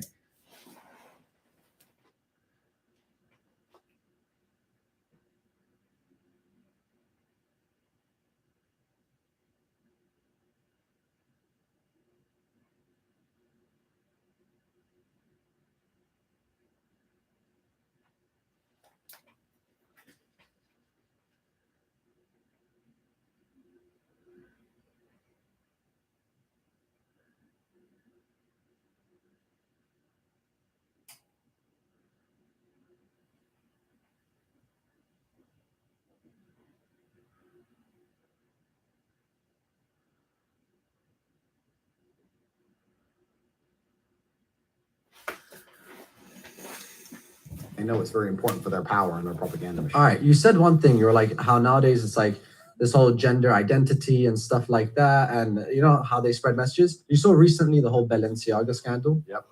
What do you think about that? I know, well, I can tell you what I think about it. It's very obvious they're trying to tell the world they're pedophilic. They're trying to tell the world. Would you agree? Would you agree? I mean, definitely. I'm- What do you think about that? I know. Well, I can tell you what I think about it. It's very obvious they're trying to tell the world they're pedophilic. They're trying to tell the world. Would you agree? Would you agree? I mean, definitely. Go on. Sorry. I mean, it was definitely like a very controversial thing, but like, how did they get that wrong? Isn't that bad for their brand? I'm going to try and pin you down and make you say it. Are they trying to tell the world they're pedophilic? Yes or no? I honestly don't know. Honestly, I don't know. You do know. Why are you scared to say? This is the problem. Everyone's afraid Yeah, I to mean, say definitely it. that's what it shows. But the thing is, I wasn't sure. Like, okay, this is what I was thinking. Could it be possibly? Okay, look, obviously, I'm totally against what I saw as well. Okay. But like when they were saying that, they didn't see it, like, because there's different teams handling. Yeah, of course. And sometimes you do realize, like, okay, we have our own like company as well, but like sometimes like we. Just by looking away for a second, sometimes the people just do their own This thing. was not one photo shoot or one advertising campaign that happened to have one thing in it which could be misconstrued. This is every single different advertising campaign across different film shoots by different companies, all having multiple references to pedophilia. So it wasn't a mistake. No, so how could it be a mistake? What's the statistical odds of that being a mistake? It is obviously on purpose. Are they trying to tell you they're pedophilic? Yes or no? I mean, just say yes. This is the exact problem with the world. The exact problem with the world is that people who are sitting here with influence are afraid to have a firm opinion on anything because they're scared of being canceled. Balenciaga just got canceled. They can't come for you. Balenciaga police ain't gonna bust in here. Don't worry, I'm here. If they come in, I'll deal with them. It's fine. I'll take them out. You can say right now that they're trying to tell you they're pedophilic because they are. They did it on purpose. They've done it across multiple different advertising campaigns with multiple hints per advertising campaign, trying to show you they're pedophilic. And the fact that you guys will still sit here and go, I'm not sure. Agree on that. Is that an agenda? Say they're pedophiles. Say Balenciaga a pedophile. Say it. Say the word. Balenciaga, you are a very bad person. No, they are. And they're doing it on purpose because they're satanic. They're trying to destroy the baseline morality inside of humans because once you do that, the slave programming has no resistance. Even things that you know intrinsically are wrong, like pedophilia, for example. You know it's intrinsically wrong, but they're deliberately trying to attack your senses and make you sit and question yourself and go, well, maybe it's not so wrong. If they can convince you that having sex with children who have no consent to give is somehow acceptable, then they can convince you of anything. They can convince you to kill your fellow man, convince you to lock yourself in your house because of the common cold, convince you to work a job for no money, own nothing, and be happy and eat the bugs. It's bullshit. And they're doing it on purpose, and they're attacking our senses, and it's extremely important we call them out and make it clear that we know what they're doing, and we're not stupid enough to fall for it. Just for reference here, I think Andrew Tate, like, obviously, like, I get his point though, but like Andrew Tate obviously is like a guy that supports or like he's like the classic masculinity guy who supports classic masculinity, like those old values. So younger women are attractive. Yeah, it's true. It's just evolution. Like females are attractive when they're young. Just like I don't think it's like become a problem if you like, as long as there's age of consent and as long as sexual relationship with a female goal is between age of consent. It has age of consent, and they're like they're through puberty. There's like obviously that's just evolution. There's like nothing wrong with it. But it's just like I get his point there though, like that they're trying to control like all this this whole fucking your opinion and your senses, how you think, bro. What's right and wrong. So I get I don't like I'll see what he says. Like I don't completely agree I don't agree or disagree, but I see his point. I don't agree or disagree yet, but I see what he's saying. You guys cannot be afraid to sit here and say the truth. We're against that 100%. You have to say it But clearly. it's just that, and sometimes we just wonder, what was the reason? Was it really on because purpose? they're satanic. Of course it was on purpose. You know, that's the thing. That's always been a question because like sometimes I've seen like working with a lot of people can be super hard. So obviously, look, I don't know what the logistics of the whole company was, but obviously I'm totally upset to see what happened as well. You don't accidentally include pork papers from child pornography cases in multiple photo shoots. You don't accidentally include references to Baal, a god which ate children, in multiple photo shoots. You don't accidentally include works of art that show children naked dancing around fires in multiple photo shoots. You don't accidentally put bondage gear with children on accident across multiple photo shoots. The odds of that being a statistical accident, you're better off, you can win the lottery. That's ridiculous. It was on purpose, completely satanic. They did it specifically, and they did it to show you and tell you what they're doing. One, because they're trying to assault your senses, and two, because if you actually understand the truth of Satanism, most people don't know this about the world. If you understand how Satanists work and think, Satanists believe in karmic retribution. They don't believe they're allowed to trick you. If you believe in Satan, if you worship Satan, if you're a Satanist, you believe it's important, you tell people what you're going to do, because then you will not pay the price. There'll be no karmic retribution for your actions. So let me give you an example. If I sell poison apples, and I put up a sign saying apples, and you buy one, and you die, then you were poisoned. If I sell poison apples, and I put up a sign saying poison apples, and then you buy one, and you die, you committed suicide.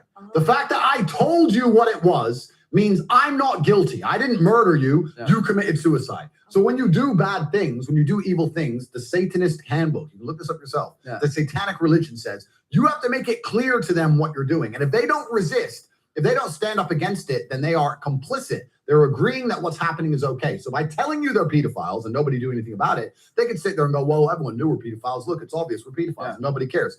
Which is also why it's so important we call them out.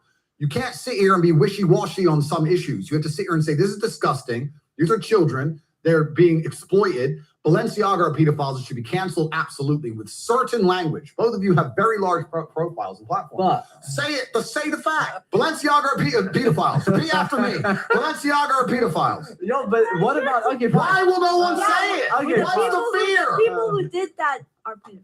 Balenciaga are pedophiles. Fuck Balenciaga. They can come in the door right now. There's not a single person who works for Balenciaga. I couldn't rip their head off their shoulders. Do you believe, in number one, second chances, but also that cancel culture? Because a lot of people said, for example, Andrew Tate is a misogynist. He doesn't like this. He agrees with the rape. There's no second chances for pedophiles. There's no second chances for Satanists. No, but the thing is, but don't you think, not misunderstanding, but let's say a lot of people. If I know that the main person who did that, then yes, I will literally say you're a pedophile. And I'm totally. They've done it repeatedly across their entire advertising campaign.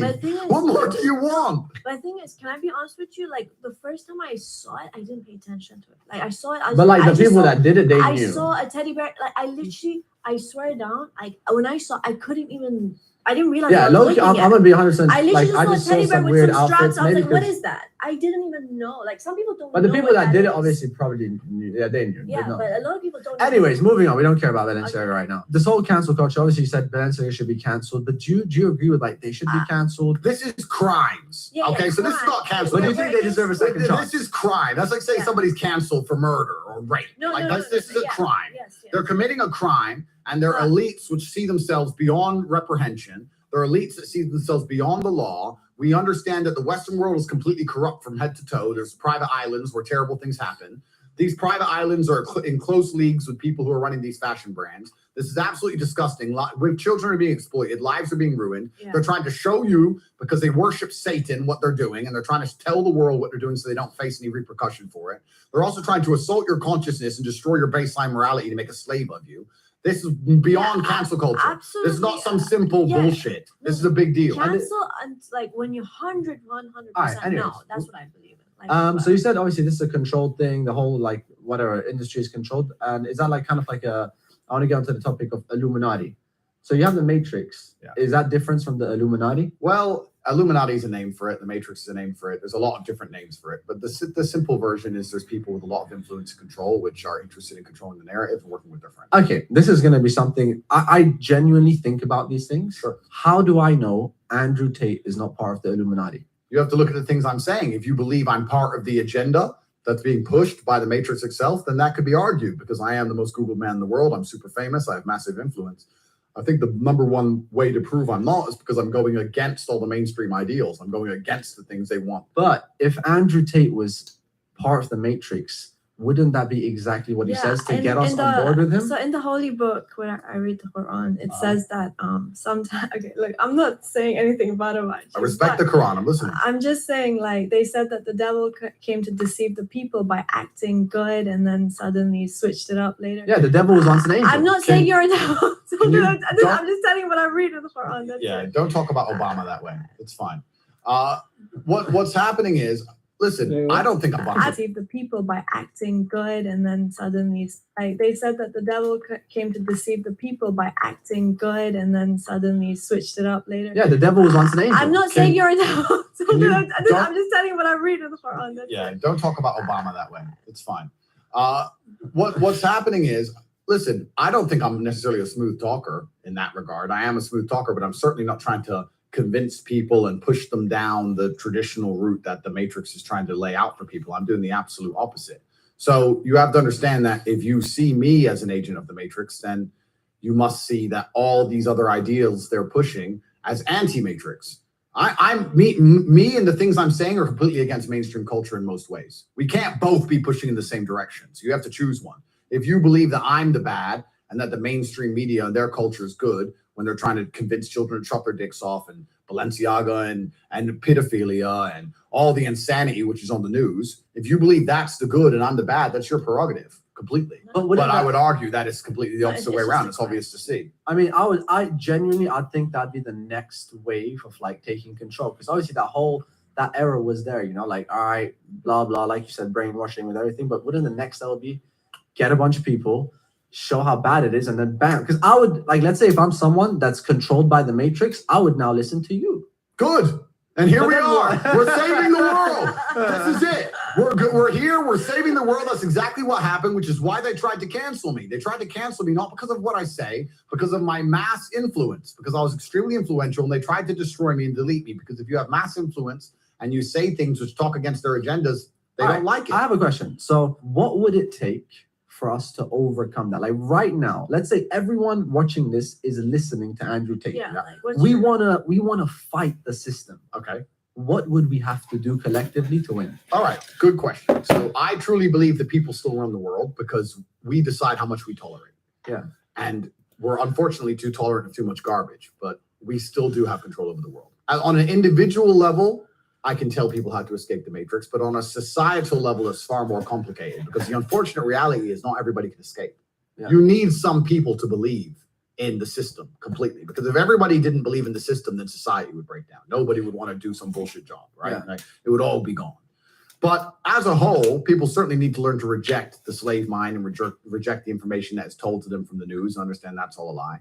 People need to stand up for the obvious injustices they see. They need to state in clear language that Balenciaga are pedophiles, for example. That's very important for humanity, for clear. This guy. It's important that they control your speech because you're not going to think what you don't say. And this is how they control what people think, by controlling what people say in the first place. So that's very important. But on an individual level and on a societal level, they're different things. On an individual level, I think it's very important for you to be a sovereign individual, which is hard to do, especially in the modern world, but you need to have finances. It's hard to be free when you're broke. That finance needs to be in places or come from streams which can't be affected or canceled or turned off by the Matrix machine. You need to be financially free. You need a strong network. You need good friends. You need to be anti-fragile. You need to be available to travel around the world, many passports. There's a whole bunch of things you can set up as an individual. But for the people watching at home, they just need to sit and understand that the system does not make rules for the good of you. It makes rules for the good of the people who make the rules. Be in places or come from streams which can't be affected or canceled or turned off by the Matrix machine. You need to be financially free. You need a strong network. You need good friends.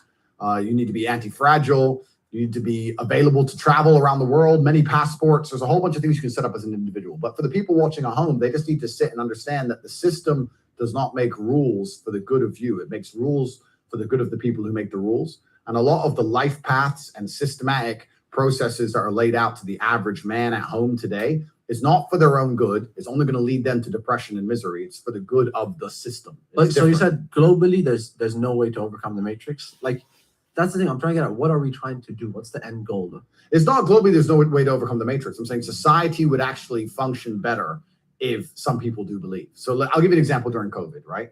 When I was walking around during COVID and I saw all these people wearing masks, I was flabbergasted that anybody gave a shit about any of this crap. Yeah. I couldn't believe people were wearing masks. Yeah. I was like, why are you wearing a mask?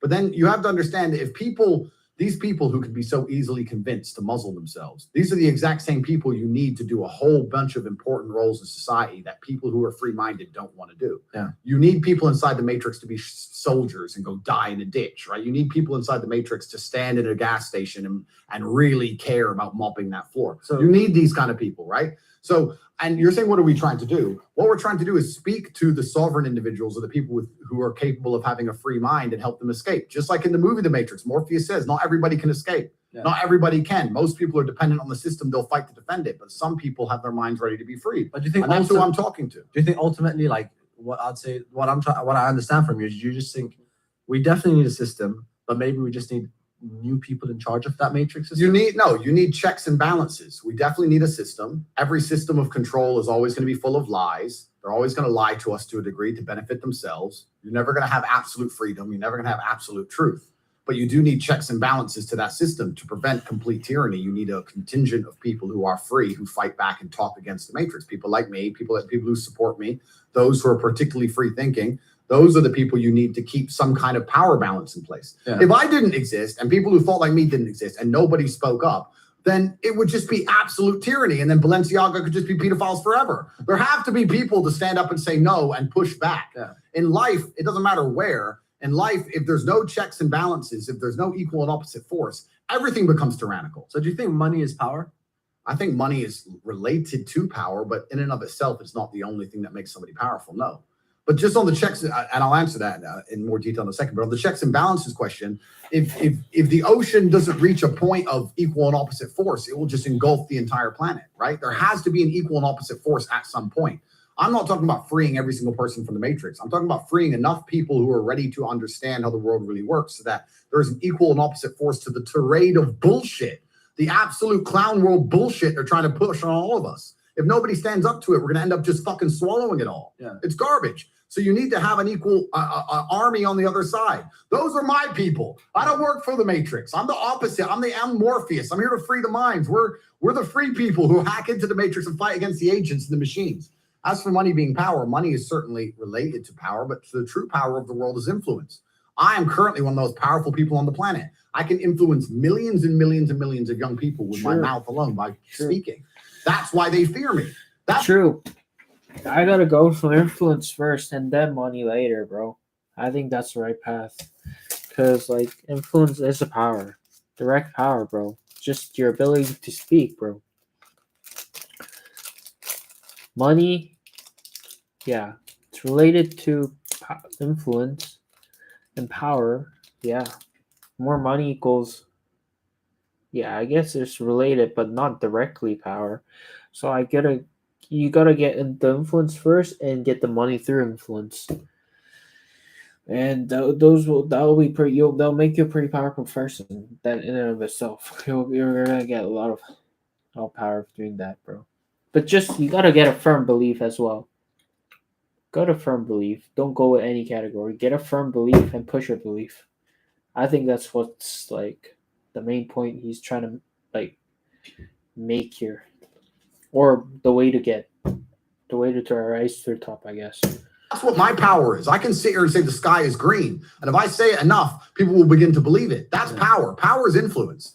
And every single thing that's happening in the world today, whether it's a pitched battle in Ukraine and Russia, whether it's the garbage they put on the news, whether it's the video you watch on YouTube, all of it is done with the goal of exerting influence on your mind. They're trying to control. True. That is very true. There's an agenda behind everything. There's a purpose behind every fucking thing, bro. You gotta decide for yourself what is right or wrong. It's up to you. It is up to you. Really. What you think. They're trying to control why you think it, why you believe it. They're trying to convince you that they haven't even put propaganda into your mind. And it's all a battle for influence. That's all this has ever been. Yeah. It's all been a battle for influence. So me having mass influence is a threat to them because they can sit there and say, you need your 8th booster jab. Yeah. And I can say that's bullshit. And we have two armies, two battles of influence against each other. Maybe one of the solutions is to just step away from media sometimes, like a lot No, of but then times you for just hours. lose power at that point. No, just to like get grounded, in life and just be more focused. Yeah, well, it's not just media, right? Because if the media convinces everybody else, then it becomes real. You can step away from media during COVID, but you walk outside, everyone had a mask on, so you're still stuck, right? So yeah, I agree. It's good to step away from media, think for yourself, etc. But most people are not smart enough. Most people are not intelligent enough to self-analyze and defrag their own brains and understand they're being programmed. Yeah, most true. people do not have that level of intellect to sit there and say, every strongly held opinion that I have, where did it come from? Who told me it? And do they have my best interests at heart? You shouldn't even trust yourself. You should take a step back, in my opinion. Take a step back and like NJT is saying here, like take a step back, actually take a step back and like think for yourself. Why do you think you have this opinion on a particular subject? Why do you think that this is right or wrong? And really analyze your own beliefs, because your own beliefs aren't your own beliefs if you think about it. It came from someone else or an idea or it came from outlet. So you got to really dig deep and analyze part by part by yourself, So yeah, that's the main point. Over analyze and if that's truly your belief or what's your true belief, or is it from something else, another idea that someone implemented in your mind? So the whole point, simply said, think for yourself. That's the main point. Think for yourself. Really think for yourself. Don't believe right away what others tell you, or the news or media or whatever everyone else is doing. Society is programming, yeah. A lot of programming done in this society. So yeah. I feel like this guy is very clear-minded. You gotta believe on something though. Religion, yeah. Religion is a powerful tool. You didn't like me, for example. No, it's fine. I actually find it's great for me to make points, so I'm glad you didn't like me. I don't like Andrew Tate. Why? Well, they told me not to like him. Who told me? Well, these people. Do they care about me? No. Most people don't get an opinion and break down where it even comes from. They just get an opinion and they defend it. And you'll see people arguing and fighting in the street over opinions they don't even know where they've come from in the first place. Most people are not intelligent enough for that. So everybody and everything you consume is going to influence you to a degree. The mass media machine is trying to influence everyone. I'm trying to influence everyone. Yeah. I'm right here trying to influence people. I'll sit here and say, I'm trying to influence people at home. I just like to think that those at home understand, yeah, Tate's influencing me, but he is living a life I want to live. He has better intentions. He has a purer heart than the mass media machine and the pedophiles of Balenciaga. But, okay, I'll let Lana say it. I don't think she hated you because of what others said. I think it was because of what you said. Can I come through, please? Sure. Can I say? I mean, Lana, I want you to be 100% honest. Tell me what's wrong. Go on, say. I was a number one crazy fan about you. She liked you at first. I really liked you a lot. Okay, and I still do. But you know what happened was there were certain things you said. Okay. About women. Okay. And that triggered me. I understand. And when it hits you personally, it feels like, whoa, I feel like he's saying this about me. Just say, what did he say? Just say, it's fine. He was saying that women above a certain age are basically useless. And I was like, yo, I've been at home most of my life. I pretty much had one relationship for 8 years, and I barely did anything, and my mom even knows that. And I was like, not every guy in the world is gonna think that people my age are horrible people. No. Let's stop for a second. So no, that's a good point, but let's get it in context. I did not say that girls above a certain age are horrible people. I did not say girls above a certain age are useless. I said girls above a certain age are less attractive than girls who are younger because of innocence. Now you're particularly innocent, but you're also you're in a very good family, in a very good culture, in the best country in the world. I'm talking about the Western world. And in the Western world, there's no girl at age, 32 in Las Vegas who is pure. Not a single one on the planet. So we can't sit here and apply what I'm talking about for the Western world to the Middle Eastern world. That's the first thing. True. Second thing we can't say, it's a different culture. Western world and Eastern world are a different culture. They're just different, bro.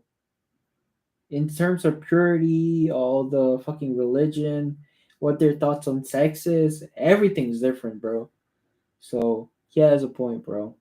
But I get why she felt triggered, but he's just not talking about the age. Age is one like small pie of the whole conversations.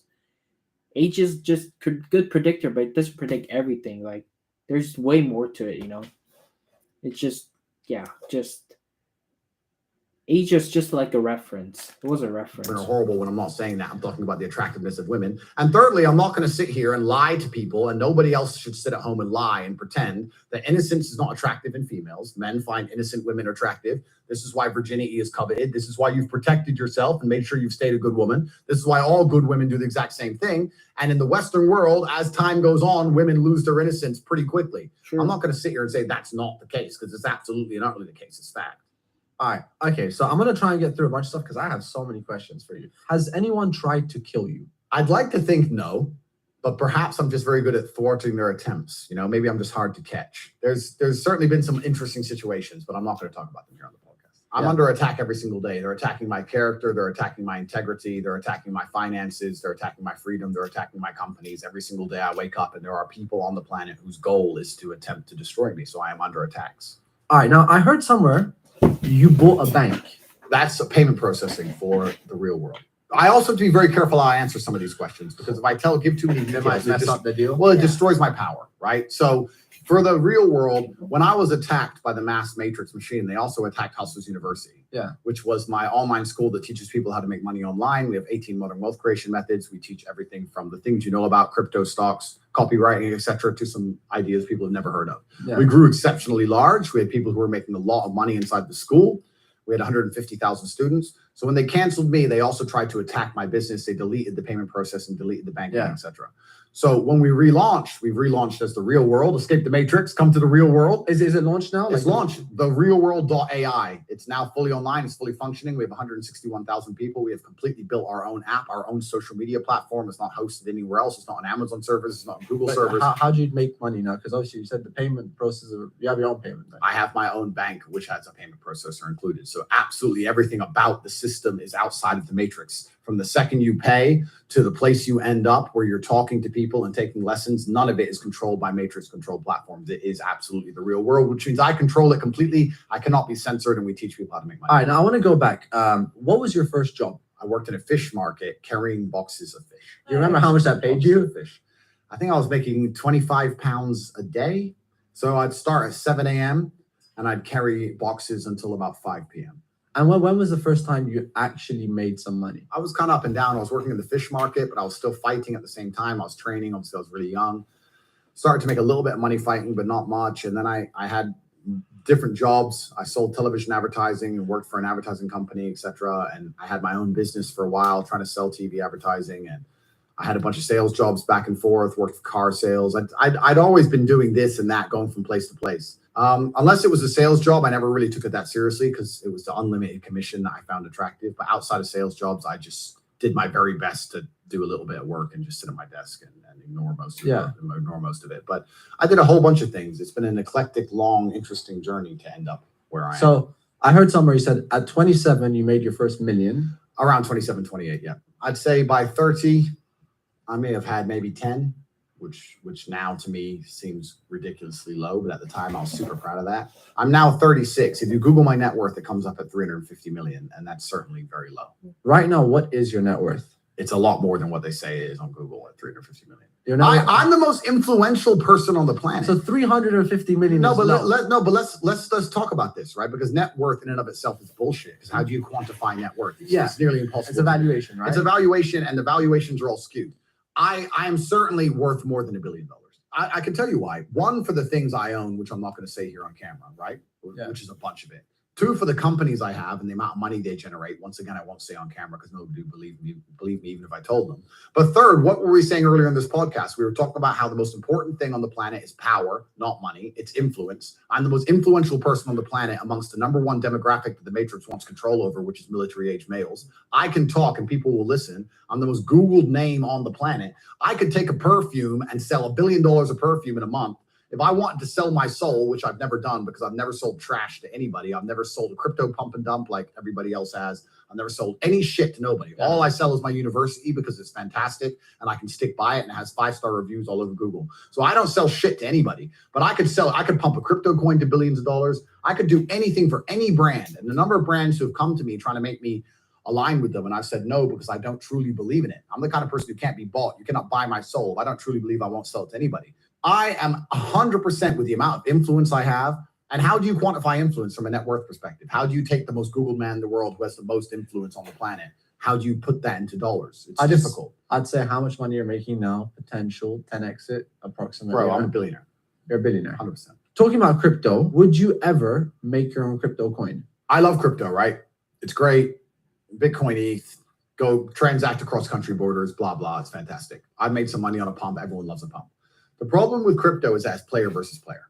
Yeah. A lot of people don't understand this about crypto. And it's actually very funny because when people launch these crypto coins, they get these Telegram groups and they get these communities. And you go into community and everyone in the community is like, yeah, we're all going to make it together. Da, da, da. And I look at these communities, I'm like, no, those are your competitors. Those people are who's going to buy it when you sell it for more than you bought it for. Yeah. Like, you're all against each other. So they try this community crap so the person at the top can just dump on them. The truth is about crypto is just player versus player. If I buy a coin for $1, the only reason I can sell it for $10 is because someone else buys it for 10. Yeah. It can't go up forever. The guy who buys it at 10 is going to lose Yeah. eventually. So if I launch a crypto coin, I have to understand that a percentage of the people who buy it, a percentage of my fans are going to lose money in Yeah. my name. I don't like the idea of people losing money in my name. Now, I'm not saying I would never launch a coin. I'm not saying that. I'm Yeah. just saying that this is my reservation on the whole thing because I know Rich. Yeah. You know, what color is your Bugatti? You know, you have a Bugatti, which I'm very sad you didn't come in next time. Sorry, bro. How many cars do you have? 33 as of today, I believe. 33 cars. Yes. Okay. How many Ferraris? I had an 812, which is it's the best Ferrari, hands down. I had a 458, and then I've just bought an 812 competition. So that's 3. 3 Ferraris. Yes. How many Lamborghinis? Lamborghini Huracan Evo, 1. Where's the other 30? Like, how? All right, okay, so I have an Aston Martin DBS and an Aston Martin Vanquish S. I've got an M5 competition. I've got a Brabus S63. I've got 3 McLaren 765 LTs. Yeah. I've got 3 of them. These are on order. They haven't been delivered yet. I've got an Aston Martin Valhalla on the way. I've got Koenigsegg Jesko on the way. Ooh. I've got a Rimac Navara on the way. I've got an MC20 on the way. I've got 2 GT4 RSs. I've got a GT3 RS on the way, a new one. I've got... Are you going to buy another Bugatti? But the Pure Sport's the only good one. I don't like the others. Divo? No? It's the same engine, same gearbox. Okay, so I could, maybe. So your favorite car is obviously the Bugatti. Like in your top like car, right? I like it, but it's But- yeah. So, but like, let's say, so obviously you love the supercar, but if there's like a regular car, like would it be like that's opposite to the supercar that you like your regular? Toyota. No, yeah. I'm either driving a supercar or I like to be driven. I'd rather be on the Actually, you said one thing one time. You compared women to cars or men to cars, I think. And it was like, you know, when you're driving a supercar, it's unreliable, but great. Yeah. But if you drive a Toyota or a Nissan, whatever, they're reliable. Yeah. So what's your take on that? It was just giving an example, and I was trying to explain that in the world we live in, as beautiful and diverse as it is, there is no such thing as a benefit without obviously an equal and opposite force, which is going to be a downside. So the benefit of a supercar is that it's a very high performance and it's very good looking and it comes with a lot of status. But the downside is, of course, the cost and the reliability. Yeah. And it's less functional overall than a less beautiful car. And the point I was trying to make is that if you want a very high status, flashy man, he's going to come with some downsides. There's going to be some detriment to that. Yeah. Same with a beautiful woman, right? If you get a beautiful women have bad tempers because they're beautiful and everyone puts up with them. So it's just how it goes, right? So if you want to have a really beautiful car, if you have a McLaren, it's going to break down sometimes. If you don't want your car to ever break down, then you have to sacrifice the speed. Beautiful and everyone puts up with them. So it's just how it goes. Beautiful women have bad tempers because they're beautiful and everyone puts up with them. So it's just how it goes, right? So if you want to have a really beautiful car, if you have a McLaren, it's going to break down stuff for women, right? If you get beautiful women have bad tempers because they're beautiful and everyone puts up with them. So it's just how it goes, right? So if you want to have a really beautiful car, if you have a McLaren, it's going to break down sometimes. If you don't want your car to ever break down, then you have to sacrifice the speed and the looks and go for a Toyota and you get something more reliable. Okay, last thing, because obviously I want to move on from the money side of things. How many houses do you own or property? A bunch. Plus over 10? Over 10. Under 50? Under 50, yeah. Okay. What's the most expensive house you bought? Do you know? 13, 14 million. All right. So you moved to Dubai. Yeah. I heard you are about to make a very big property purchase. Really? And this is obviously, I don't know if I'm allowed, guys. Like, I know Andrew, I know his friends kind of thing. Yeah. I heard, let's say it could be a ridiculous property. Are you maybe? I'm interested. I'm looking. All right. So obviously you became Muslim. You used to be an atheist. Yeah. How did that whole like change happen? Well, first from atheism, do you have friends? A few. Because it's am I hard to like? Is that what you're trying to say? No. Like genuinely like being in friends the around position you. that you are, you obviously it's very difficult. A lot of people are gonna be around you for clout, for money. You know, they're just gonna abuse you at some Like point. people you consider friends, but- you know? Obviously everyone is, you ask anyone that's met you once, oh yeah, I'm Andrew's friend, like he's my guy, you know? Yeah, so it's kind of interesting. I have a very small circle, but every single one of my friends has a utility. Like we're all very capable individuals. We're all doing very important things. We all help each other and aid each other in different ways. Yeah. I don't have any friends just to sit around and talk shit and do nothing. Yeah. So I guess in many ways people would say, oh, well, Andrew, you have family and business partners, but I consider them my friends. We have a very small network of 5, maybe 6 people. And yeah, they're my friends. I'm not the kind of person who can fall victim to some random stroking my ego, and I'm not a dummy. Like me, I know a lot of people get rich and they're dummies. That's not me. You don't have yes men around. I don't have any new friends. I have the same circle I've always had. In fact, it's getting smaller by the day. It gets smaller, not bigger. I don't have these random friends I party with. None of this kind of crap. What would it take to be Andrew Tate's friend? You'd have to be useful to me because I think every single relationship in the world needs to be a value exchange. Yeah. I provide value by default by being me. That's who I am. I'm a capable and competent individual. Yeah. If you're going to be my friend, you need to provide some value to my life. Now, a lot of people, when they have friends, the value that's provided by their friend is that their friend makes them laugh or that their friend is funny. Well, I don't need that crap. I'm busy, right? So I need someone who's actually useful to me at real things. So no, but it's true. And it's not a shallow way to look at it because people say that's shallow. Not at all. I think that in true friendship and true relationships, whether it's man, woman, or man, or woman, there needs to be an exchange of value. People need to both gain and receive value. And that's how you build true friendship. That is very true. That is a very true way to look at things, bro. Might seem shallow, but that is very true. Because it's a relationship is a value exchange. Whatever relationship in this world, it is a value exchange. It is a value exchange. Keep that in mind. Nothing in this world is fucking. Let's say nothing's 100% down here. Nothing's down there. Nothing's pure. Nothing is that innocent pure, bro. Like 100%, nothing in this world. No relationship. There is a certain value exchange in every relationship. I agree with that. Friendship. So you need to become useful to me. And the problem with doing that is that I already have extremely useful people around me. We can already do everything.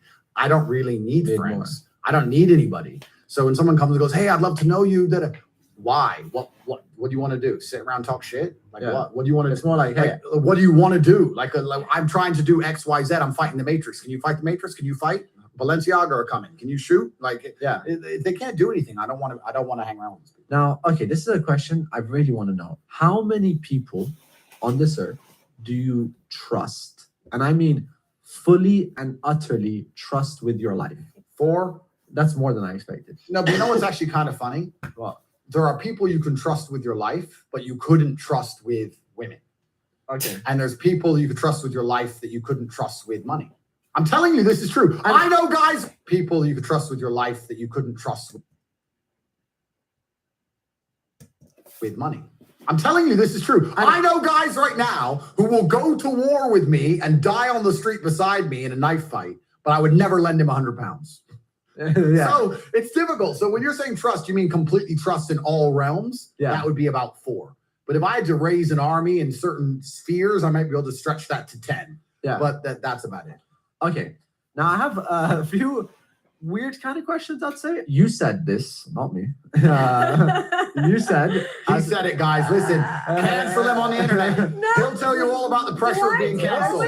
Cancel him. No, it's not a bad thing you said. We're not fighting. It's not a bad thing you said. You said, it's funny. It's a funny one. You said, you only have sex for love or money. What else?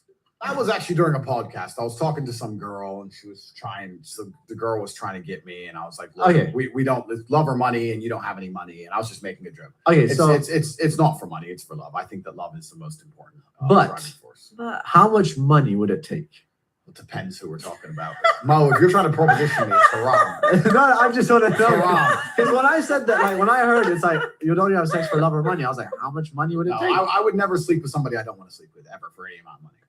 Okay. So I can't be bought. that is a I can't be stupid bought. question. What if it was like you kind of like them, but like still it's not enough? Like, is there how much money would tip over that? I can't be bought as an individual. My soul is intact. My heart is integral. You cannot buy me. You cannot convince me. Show him that million check. Yeah. I mean, okay, fine, but I thought maybe there's like a price tag you have in your head. No, like if a woman wanted me to sleep with her and I wasn't that interested, the way for her to convince me to do that would not be money. She'd have to do something else. What's your opinion on marriage? It's heavily dependent on the specifics of the relationship and the geography in which the relationship is set. Because how you get it, but how should a guy get a girl? Oh, how should a guy get a girl? So in you're general? not talking about. This is actually just kind of like advice. Like right now, someone watching this, how does Andrew Tate get a girl? Actually, I don't care how you get it, but how should a guy get a girl? Oh, how should a guy get a girl So in you're general? not talking about. Yeah. For him, it's easy. Like, he doesn't even need to say anything. Yeah, Bam, you just I'm Andrew look at Tate. someone, yeah. Money, Bugatti. Come here. Come. Yeah. There's a really long answer to give there. But truthfully, it doesn't matter if it's getting a girl or it's making money or it's getting status. It doesn't matter what it is. As a man, we live in hyper-competitive environments. I don't think enough men understand how competitive the world is. If you want a girl, you're competing against other men. You're not the only man who had the idea of getting that girl. There's no girl you're going to see and go, I'll get that girl, and didn't cross anyone else's mind. Everybody else wants her. You have to outcompete other men. You have to be as competitive as possible. You have to be as successful as possible in all realms. You have to be as good looking, as funny, as smart, as spontaneous, as interesting, as charismatic, as rich as possible. You need to try very hard to be your absolute best. And as you become a better man, you'll crack through different tiers of attractiveness, and eventually you get to the top and you'll be able to have any girl you want. But the truth is, I have a lot of guys ask me, similar to your question, a guy will come to me and go, how do I get a girl? I'm like, bro, you're a loser. Yeah, but I know, but how do I get a girl? Well, you're a fucking loser. You're a loser. Why are you asking me? It's like saying, how do I win a race with a push bike? You're racing Ferraris. What do you want me to do? Yeah. There's only so much you can do. There's only so hard you can pedal. There's only so many tricks and tips. There's only so many game things you can say, so many pickup lines. If you're a loser, it's going to be very, very difficult, and it's going to get harder and harder. The game is rigged to become harder and harder for men. It's not getting easier. It's going the other way. And if you're going to be on a racetrack and there's going to be Ferraris there, and you're going to be on a pedal bike or in a Nissan, you're going to get smoked. That's the game. You have to up yourself. You have to improve yourself. I'm not going to lie to anybody here and say you don't have to improve yourself. You could stay a loser and get chicks, because you can't. Yeah. You can't. Question: what do you think girls want from men? Good question. Do you want the truth or a lie? No, tell me. Do you want the truth or a lie? Of course. Of course, they all say truth. I want the truth. You could just tell me the truth. Then you tell them the truth and they cry. Every time. What women want from men? Well, the first thing we have to understand is that it depends, right? Of course it depends. It depends on how old the woman is, what part of her life she's in, if she's looking for excitement and adventure, or she's looking for a family and to settle down. It completely depends. But in general, if a woman is going to dedicate herself to a man, then that man has to be all-encompassing. He has to be a man who can fix most of her problems. He needs to provide stability and safety, which everybody knows, but not many people consider that he also has to provide drama for her. He also has to be entertaining for her. If a woman only talks to you and you're the only man in her life, and there's never any drama, or there's never any, I wouldn't say conflict, I'm not saying necessarily start an argument, but if there's never any drama, because drama is excitement, then they're going to naturally try and find drama somewhere else. And that always ends very badly for the man. You don't want them to try and find drama outside of the relationship. Women sit there and watch the Kardashians all day. They're addicted to drama. It's what they care about. Yeah. So if you're a woman's entire world, you also have to be the person you have to shock her a bit. You have to be the person who can upset her. You need to be entertaining, all encompassing from head to toe. Women want to be with a man which keeps them entertained. and a man which they trust, and a man which they believe can fix all of their problems. This is another important thing. If a woman comes to you with an issue and you can't fix it, you'll see very quickly how soon they lose attraction. Would you ever date a Kardashian? Me personally, no, I don't think I would. What's your celebrity crush? Do I have a celebrity crush? Come on, I'm sure you do. I saw a video of Dua Lipa a long time ago, and she Okay. was in Albania doing an Albanian traditional dance. And I thought she can give me strong Albanian half sons, maybe her. But I think she's some feminist or some crap. So if I were to talk to her for more than 2 minutes, I'd walk out, I'm sure. All right, that's good. At least we got That's something. the answer. All right, now what's your thoughts on abortion? I think it's haram. All right, that's it. Done. I don't think that you should be ending human life. And it's interesting, right? Because there's a whole big argument about this in the States, but I don't think you should be ending human life if your primary concern is that, you know, oh, I'm too young, I need to experience more. Experience what? What? Restaurants? How many restaurants do you have to go to? Yeah. How many times you got to go eat until you eventually realize you're going to eat shit? I mean, like, I don't see what else there is worth doing. Okay. Well, what about in cases of rape? Yeah, I think just we'll put that one. Maybe you didn't. No, we can talk about that one. But every single time the abortion argument is brought up, this very specific. So I saw you're hanging out with Aiden Ross. Yes. How is it? Ah, yeah, that's the You relationship guys that are I a really love. cool duo. I must I want to admit. meet Aiden, to be honest, Like, just because of the relation you guys Like, have. do y'all have like sleepovers now? I mean, isn't he at your house right now, or did No, he? he's flown back now. So he flew here to see me, but he's gone. So how is it? Aiden has potential. It's my goal to try and fix him and make him realize and reach his potential. But it's difficult because he's living in a little bubble. Yeah, he's living in a bubble inside of America, and there's a whole bunch of garbage around him. We'll see if we can instill some discipline in him or not. We'll see. Now I have a question. Do you take medicine? No. Well, it depends. Well, I mean, currently no. I I'm try saying- very hard not to. But if I'm not going to reject malaria meds if I'm No, like let's say like a Panadol. No, zero. Is No, that like I don't take So painkillers. you never get headaches or? That is one thing. You know, my father used to go nuts about that when I was young, and I didn't understand it. And now, like every other thing with my father, I completely understand how right he was. No. This idea, we're going to fix this now on this podcast. We're going to fix the world. Buckle up. Yeah. This idea of random headaches is bullshit. It's bullshit. If you have a headache, it's for a reason. Did you hit your head? Yes or no? Well, no, you didn't hit your head. So are you dehydrated? Probably. Have you drunk a bunch of water? No. If you really drink a bunch of water and you didn't hit your head and your head still hurts, have you laid down, had a little nap? Maybe you were tired. Now you feel okay again. Why are you taking drugs? I know people who just randomly 4 times a week, I have a headache. Let me just take this pill. What headache? Was your brain falling out? Is your brain rotting? Why do you have a headache for no reason? It doesn't make sense to me. It's stupid. A lot of it's psychological. A lot of it's placebo effect bullshit. It's not bullshit because I have a headache. Like I just got a CT scan. Like I'm not sure about the part where I think it's a combination of a few things. I think I have a headache because those new well, I can't speak it in, but I don't know though. It's called 신경회로. I think it's because of that. There's this neurological part, like the thing that has to do with like your fucking cells and that connects your like fucking insides of your skin. That thing and another one is the neck disc in my neck. Like look at how much I'm touching. Like I keep doing this like because my fucking neck there's like fucking like it's fucked up like. It hurts, you know? So I keep doing that because, like, my shoulder is, like, hurting. So I think that's part of the reason why, you know? I think that's part of the reason why. It's driving. Oh, who is this 69xxx site? He best adult site. Heart check. Who is this guy, bro? Who is this guy, bro? He left the fucking. They keep fucking leaving this shit like on my. It just happened like 4 or 5 times now.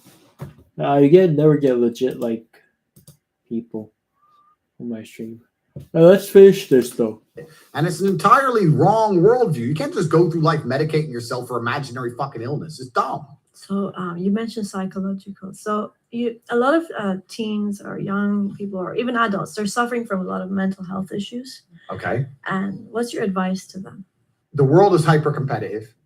If you're going to be a man who's going to sit and say, I'm just sad, you are always going to lose in competition to men like me.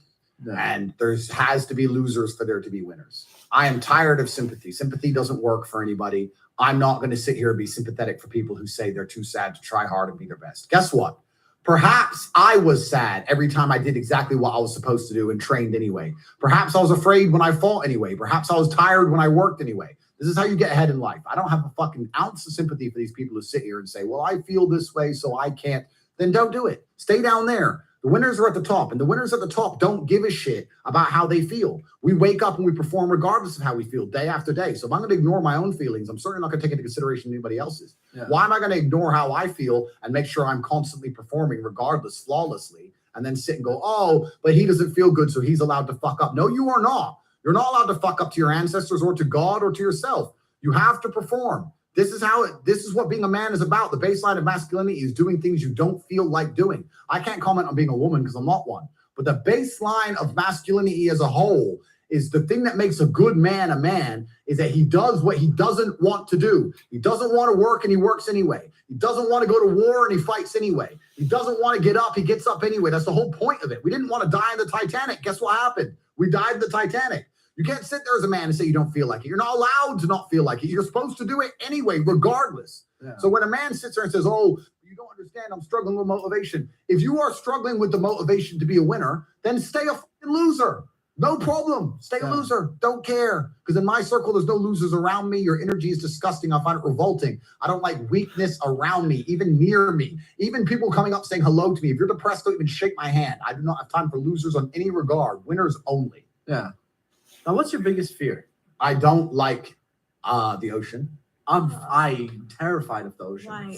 Why? Because there's fucking sharks in there. Oh, It's dark. Yeah, I don't like that. And deep. Like whenever I jump in the ocean from a yacht, like I have to swim back you straight don't away. Same, straight back. away. Yeah, so we agree on that one. All right, We biggest agree on that fear. one. I can't be in water and it's like way low below and there's things. Nah. No way. Like people find it weird. Like one of my biggest fears is that animal. It's not even a shark. It's a whale. Yeah. Where? Because it'll accidentally just swallow you up with the Oh my plankton. God. Everyone goes, whales don't eat people. How do you know? If they open their mouth, you're in there. You're done. That's done. it. They're not going to be He like, might spit you out. oh yeah, halfway down his throat, you could be like, you're not Yeah. supposed to eat me, With bro. all the acid in Bro, what there. is that? Let me spit him out. You're toast. No way. And there's jellyfish and fuck all that. You know what scares me most about the ocean? You know the Mariana Trench, the deepest part in the ocean. That's deeper than a commercial flight's cruising height. So when you're on a plane, you look out the window. I'm tired of that. That's that. When you're up on a plane, you look out the window. All that depth at the Mariana Trench, it's actually deeper than that. That is insane to me. So when I look out, every time I look out a plane's window, it's just kind of, I know it's a weird connection, but every time I look out the window of a plane, I'm like, never going to the ocean again. Yeah, I hate it. Never going to the ocean again. No way. What do you think about this whole identify me as a they, the he, she, they, them culture? I think that it's a pathetic attempt at individualism. People want to be individualistic. People like the idea of getting attention. It's a very easy way to garner attention from the universe without any kind of merit. The traditional way to get attention in the world is to do something which is merit worthy. Yeah. I had to go out and become a world champion kickboxer and fight and become rich and become important and say interesting things for people to pay attention to me. But if you're a loser and there's absolutely nothing about you which is special or unique and you want attention, you can sit and try and police other people's language with this complete garbage because it's going to attract attention, whether negative or positive. Some people are going to support you, some people are going to be negative about it, and either way, it's attention. So it's purely attention-seeking bullshit, but that's not what's scary about it. What's genuinely dangerous about it is two things. One, the idea that they're trying to propagate it on the children. The fact that they will not leave children alone, and they're going to sit there with children while their minds form and try and push these idiotic agendas on them is more than criminal. It's genuinely satanic and it's disgusting. Leave the children alone. I don't care if you're gay. I don't care if you're LGBTQ. I don't care if you want to call yourself a zebra. I don't care if you want to stand on your head. I don't care what anybody wants to do in their own private life with their own private time. But I do care what you try and tell my kids, my children. They are mine. And everybody else who's raising children should have the prerogative to decide what they are told and taught. You cannot sit there and force these agendas on children. This is the first thing. And the second thing I don't like is when they try and police other people's speech. There are certain countries in the world today, Canada being one of them, whereas if someone decides to change their pronoun, If I decide to become a she, unless you call me a she, you are breaking the law. You are forcing and mandating by law for other people to participate in a delusion, because that's exactly what it is a delusion. And forcing other people to believe in delusion by law is wrong. So I don't have anything against it on the individual level, but when it expands out on the societal level, it offends me. Okay, so how would you raise your kids? Because Yeah, that's what I was about to ask. I was like, you said about kids. So how will you protect your kids? Well, that's it. It's very difficult now because your children are constantly exposed to all this garbage on the internet. It's hard, and the agendas and the machine behind them is constantly attacking the psychology of your children. Yeah. It's extremely scary, and you have to do your very best to keep them God-fearing, keep them disciplined, and make them understand at a very fundamental level that your parents know best, daddy knows best, that the machine does not know better. I'm the one who raises you. I'm the one who takes care of you, and I'm the one who's going to have the final say on basically all of your opinions until you reach 18 years old, and that's how it's going to be. Now, quick one. What would you do if your son was gay? I get asked that question a lot. I would not disown my child if he was gay. I don't care, right? I would not allow my child to be a degenerate person, right? So if he was gay in his own privacy, in his own private time, I wouldn't care. If he was gay and he was a gay rights activist and he was walking around in bondage gear on a gay pride parade in public, then I would disown him. Not because he's gay, but because he's degenerate as a person. I don't care if you're gay or straight. You should keep your clothes on in public. You shouldn't be walking around in bondage gear, gay or straight. It's nothing to do with sexual orientation. I don't like degeneracy. I think degeneracy is repulsive. So it depends on how he acts. But all in all, it wouldn't be that offensive. I mean, you said disowning, but like, you don't think maybe talking it out, trying to give it like a chance? Like, yeah, how would you deal with it on a personal level? Like, would It's you not gonna happen out? to me. It's not even gonna happen to me. So the odds of me having a gay son is 0%. And we're not saying just that. We're saying, like, you know, with everything, not just that. It could have been anything like that. You don't agree with the way, you know, how the kids, you know, how they're just going I mean, the odds of me having a gay son is 0%. But or let's say they do something that, you know, is well, controversial. it depends on their age and it depends what they do, because I'm not going to negotiate with children. I see a lot of full-grown adults negotiating with children, and it's disgusting. I see full-grown adults sitting there with kids going, hey, you know, if you're good today, I'll give you some candy. I don't do business deals with kids. Children are going to comply. Yeah. They're going to obey me. When they reach an age of adulthood, then obviously we can have a discussion because they're fairly sentient and they're also capable of living in their own terms. But as long as the child needs me for survival, it's my way or the highway. And there's not going to be any negotiation. There's not going to be any business deal. If I sit and say, turn the TV off, they're going to turn the TV off. And there's not going to be any there's not going to be any discussion. There's not going to be any deal. There's not going to be any reward for them complying. Their reward for complying is the fact they continue to exist. You're going to turn the TV off because dad said so. Turn the TV off. Yeah. And that's how I was raised. Now I'm going to raise my children exactly the same way. Yeah. They're going to listen to me. At what age do you think a kid's an adult? I think around 18, I guess legally that makes them an adult. They still have a lot of learning to do. They're still stupid and they're still going to make a lot of mistakes. But around 18, they're certainly old enough to live on their own and survive. So I guess around 18. Let me clarify. If they're in my house, it's my house and I'm the boss.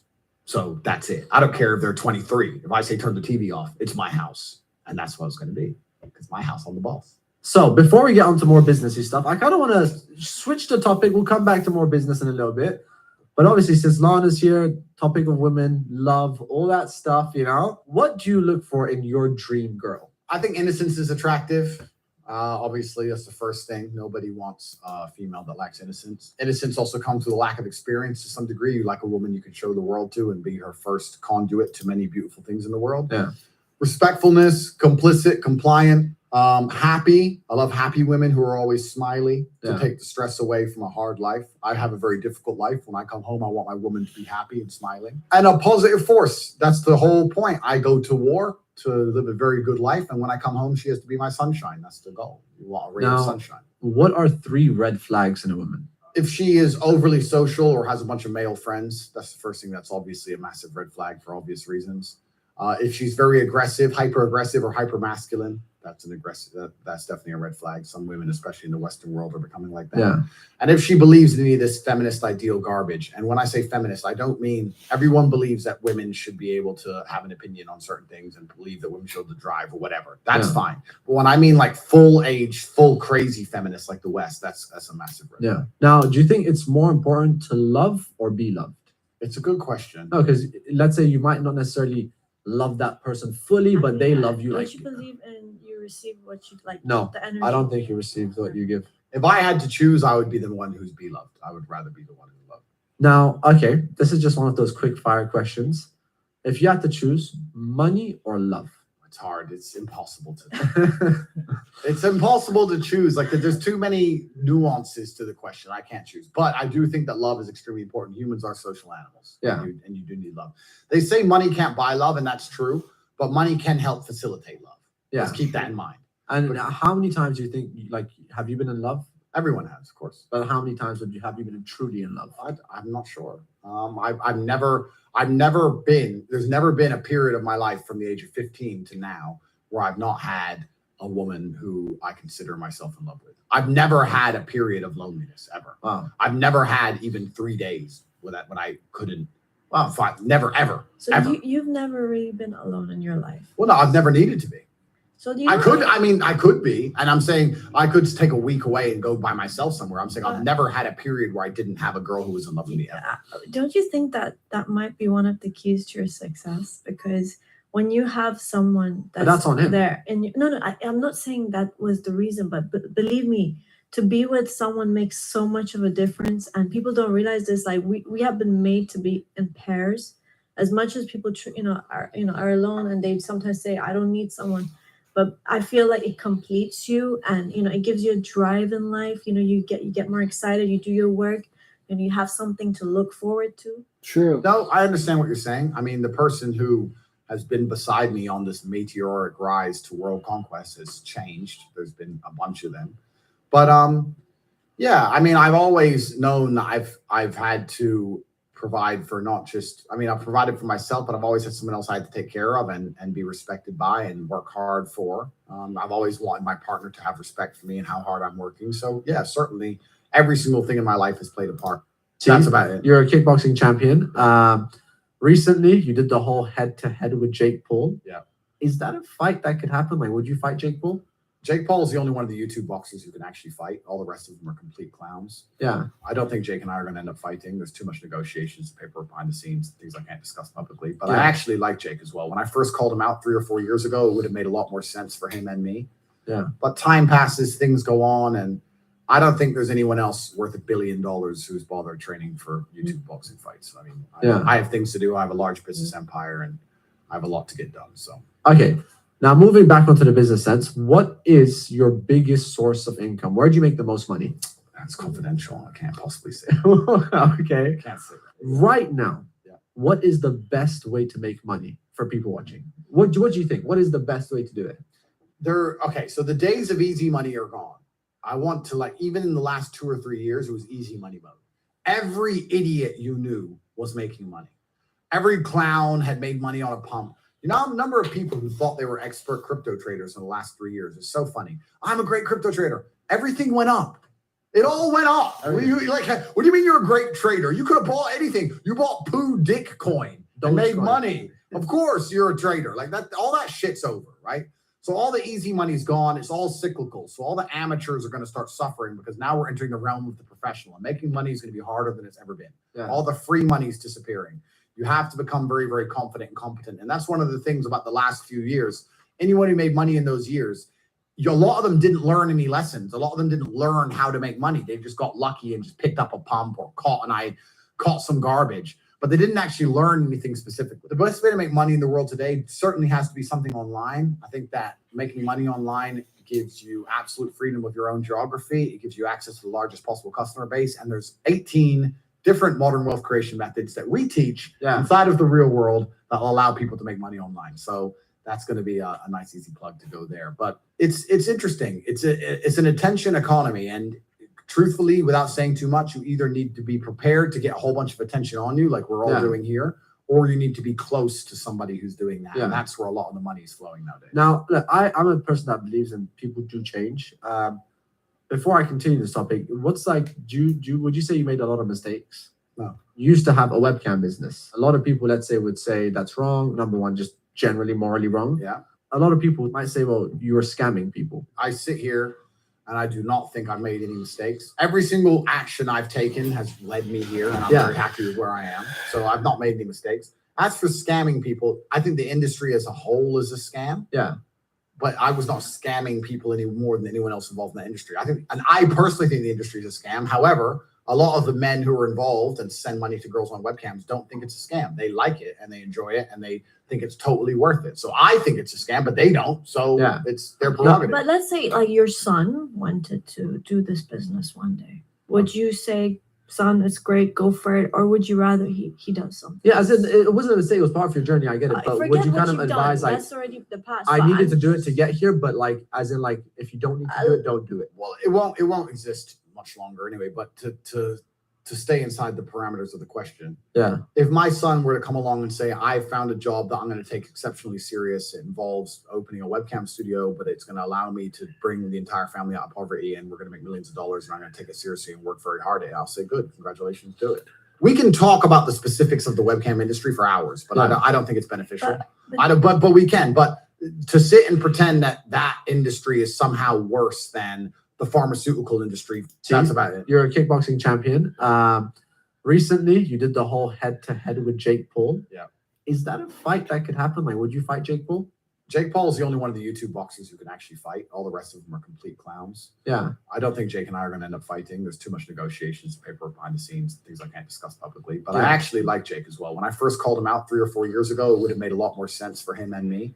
Yeah. But time passes, things go on, and I don't think there's anyone else worth $1 billion who's bothered training for YouTube boxing fights. I mean, I have things to do. I have a large business empire, and I have a lot to get done. So Okay. Now, moving back onto the business sense, what is your biggest source of income? Where do you make the most money? That's confidential. I can't possibly say. Okay. Can't say. Right now, what is the best way to make money for people? I definitely do. I think definitely like if I don't think that there are aliens, it'll just be a very sad life. Like we're just gonna live and die and that's it. Completely. What do you think the purpose of life is actually? From an animalistic perspective, we're just here to procreate and reproduce and spread our genes. But perhaps it's a journey of discovery. Because I always think like there's 7 billion of us, right? And we all gonna die. But why does it have to have a purpose? Who said life has a Wouldn't it suck? Like we're just gonna live, die. Like there must be something we're not like. Sometimes life sucks, bro. You think so? Yeah. Well, I mean, I can answer the question from a religious perspective. I can answer the question from an evolutionary perspective. But to answer the question from a philosophical perspective, there doesn't have to be a meaning. Yeah. Sometimes things just suck. Bro, there are babies are born that die same day. It's just unfortunate. That's just life. Nothing has to make sense. It doesn't always have to make sense. Yeah. Do you think life is a test? If it is, I would like to think that the number one test is if you're going to be true to yourself and honest in the face of all adversities and all the people trying to tell you to be quiet, because I think everybody's facing a similar version of a much smaller version of what I'm going through. You're trying to tell the truth and people are trying to stop you from doing it and tell you you're wrong. Yeah. But I think you should just be true to yourself and true to your heart. I think that's the true test because that's where real happiness lies. I want to make it very clear to people that you're never going to be happy if you're not honest with yourself and living your true experience that you want to live on this planet. When you're on your deathbed, you're going to look back at your life and say, did I do what I really want to do? Yeah. Did I say what I really wanted to say? Did I call Balenciaga pedophiles? Yes or no? Yeah. That's what you're going to look back on. So you have to find the honesty and the bravery to do that because that's the most important thing you can do as a person. Getting onto the topic of women, now before I ask the questions, how's your, because obviously you have a mom and you have a sister. Yeah. How's your relationship with your mom and sister? Good. Do you think women can be leaders, like presidents? Do you think that's a role that kind of fits them or? I think that the qualities needed for effective leadership are innately masculine. I think that some of the best leaders in history who were female, for example, Margaret Thatcher, were only good at the job because they had very masculine qualities. So to say, can women be leaders? Well, if women act like men, can they be leaders? Well, yes. But I guess that would answer the point that intrinsically men are evolutionarily designed to be better at leadership than females, because for a female to be good at leadership, she has to adopt masculine qualities. Now, this is a funny one because I saw this and my sister, she loves music. What's your favorite song? Currently, I mean, I listen to a lot of Drake's albums. So. You like Drake? No comment. Drake or Tupac? Well, Tupac's a real gangster. I mean, come on. Like Drake is, what's it, from Canada or something? Who? Snow. What happens in Canada? Nothing. All right. Injections, vaccines, and fucking bullshit. Now, You made music videos in the past? I messed around. Oh with it. yeah. Yeah. I By the way, saw this is the that. only part which I'd say like, that's the one mistake you made. I think. Well, I'm not talented, that's for sure. Yeah. Like you wanted to do the music video? No, I've already described this. I've just discussed this before. I was proving a point to a friend of mine who said he was working on an album for a very long time. I gotta sleep now. It's 12:29. I'll take the pills. Guys, I'll take the pills. I said I'll take these pills.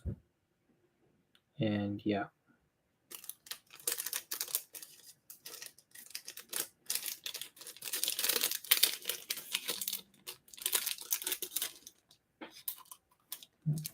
Well, I'll just put it in my.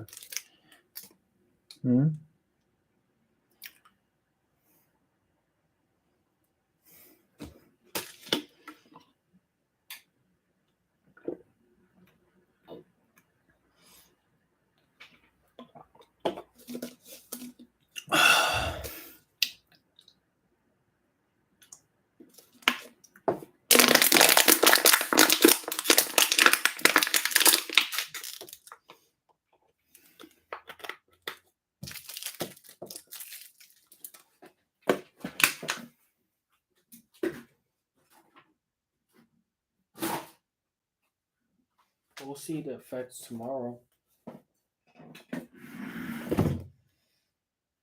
I'm so sleepy. I'm gonna sleep now, guys. Look, it's 12:30. It has been quite a stream. At least I got some I got one comment, although it's a fucking ad. Useless comment, but at least it's a comment. I'm gonna sleep now. I gotta fucking think. Oh.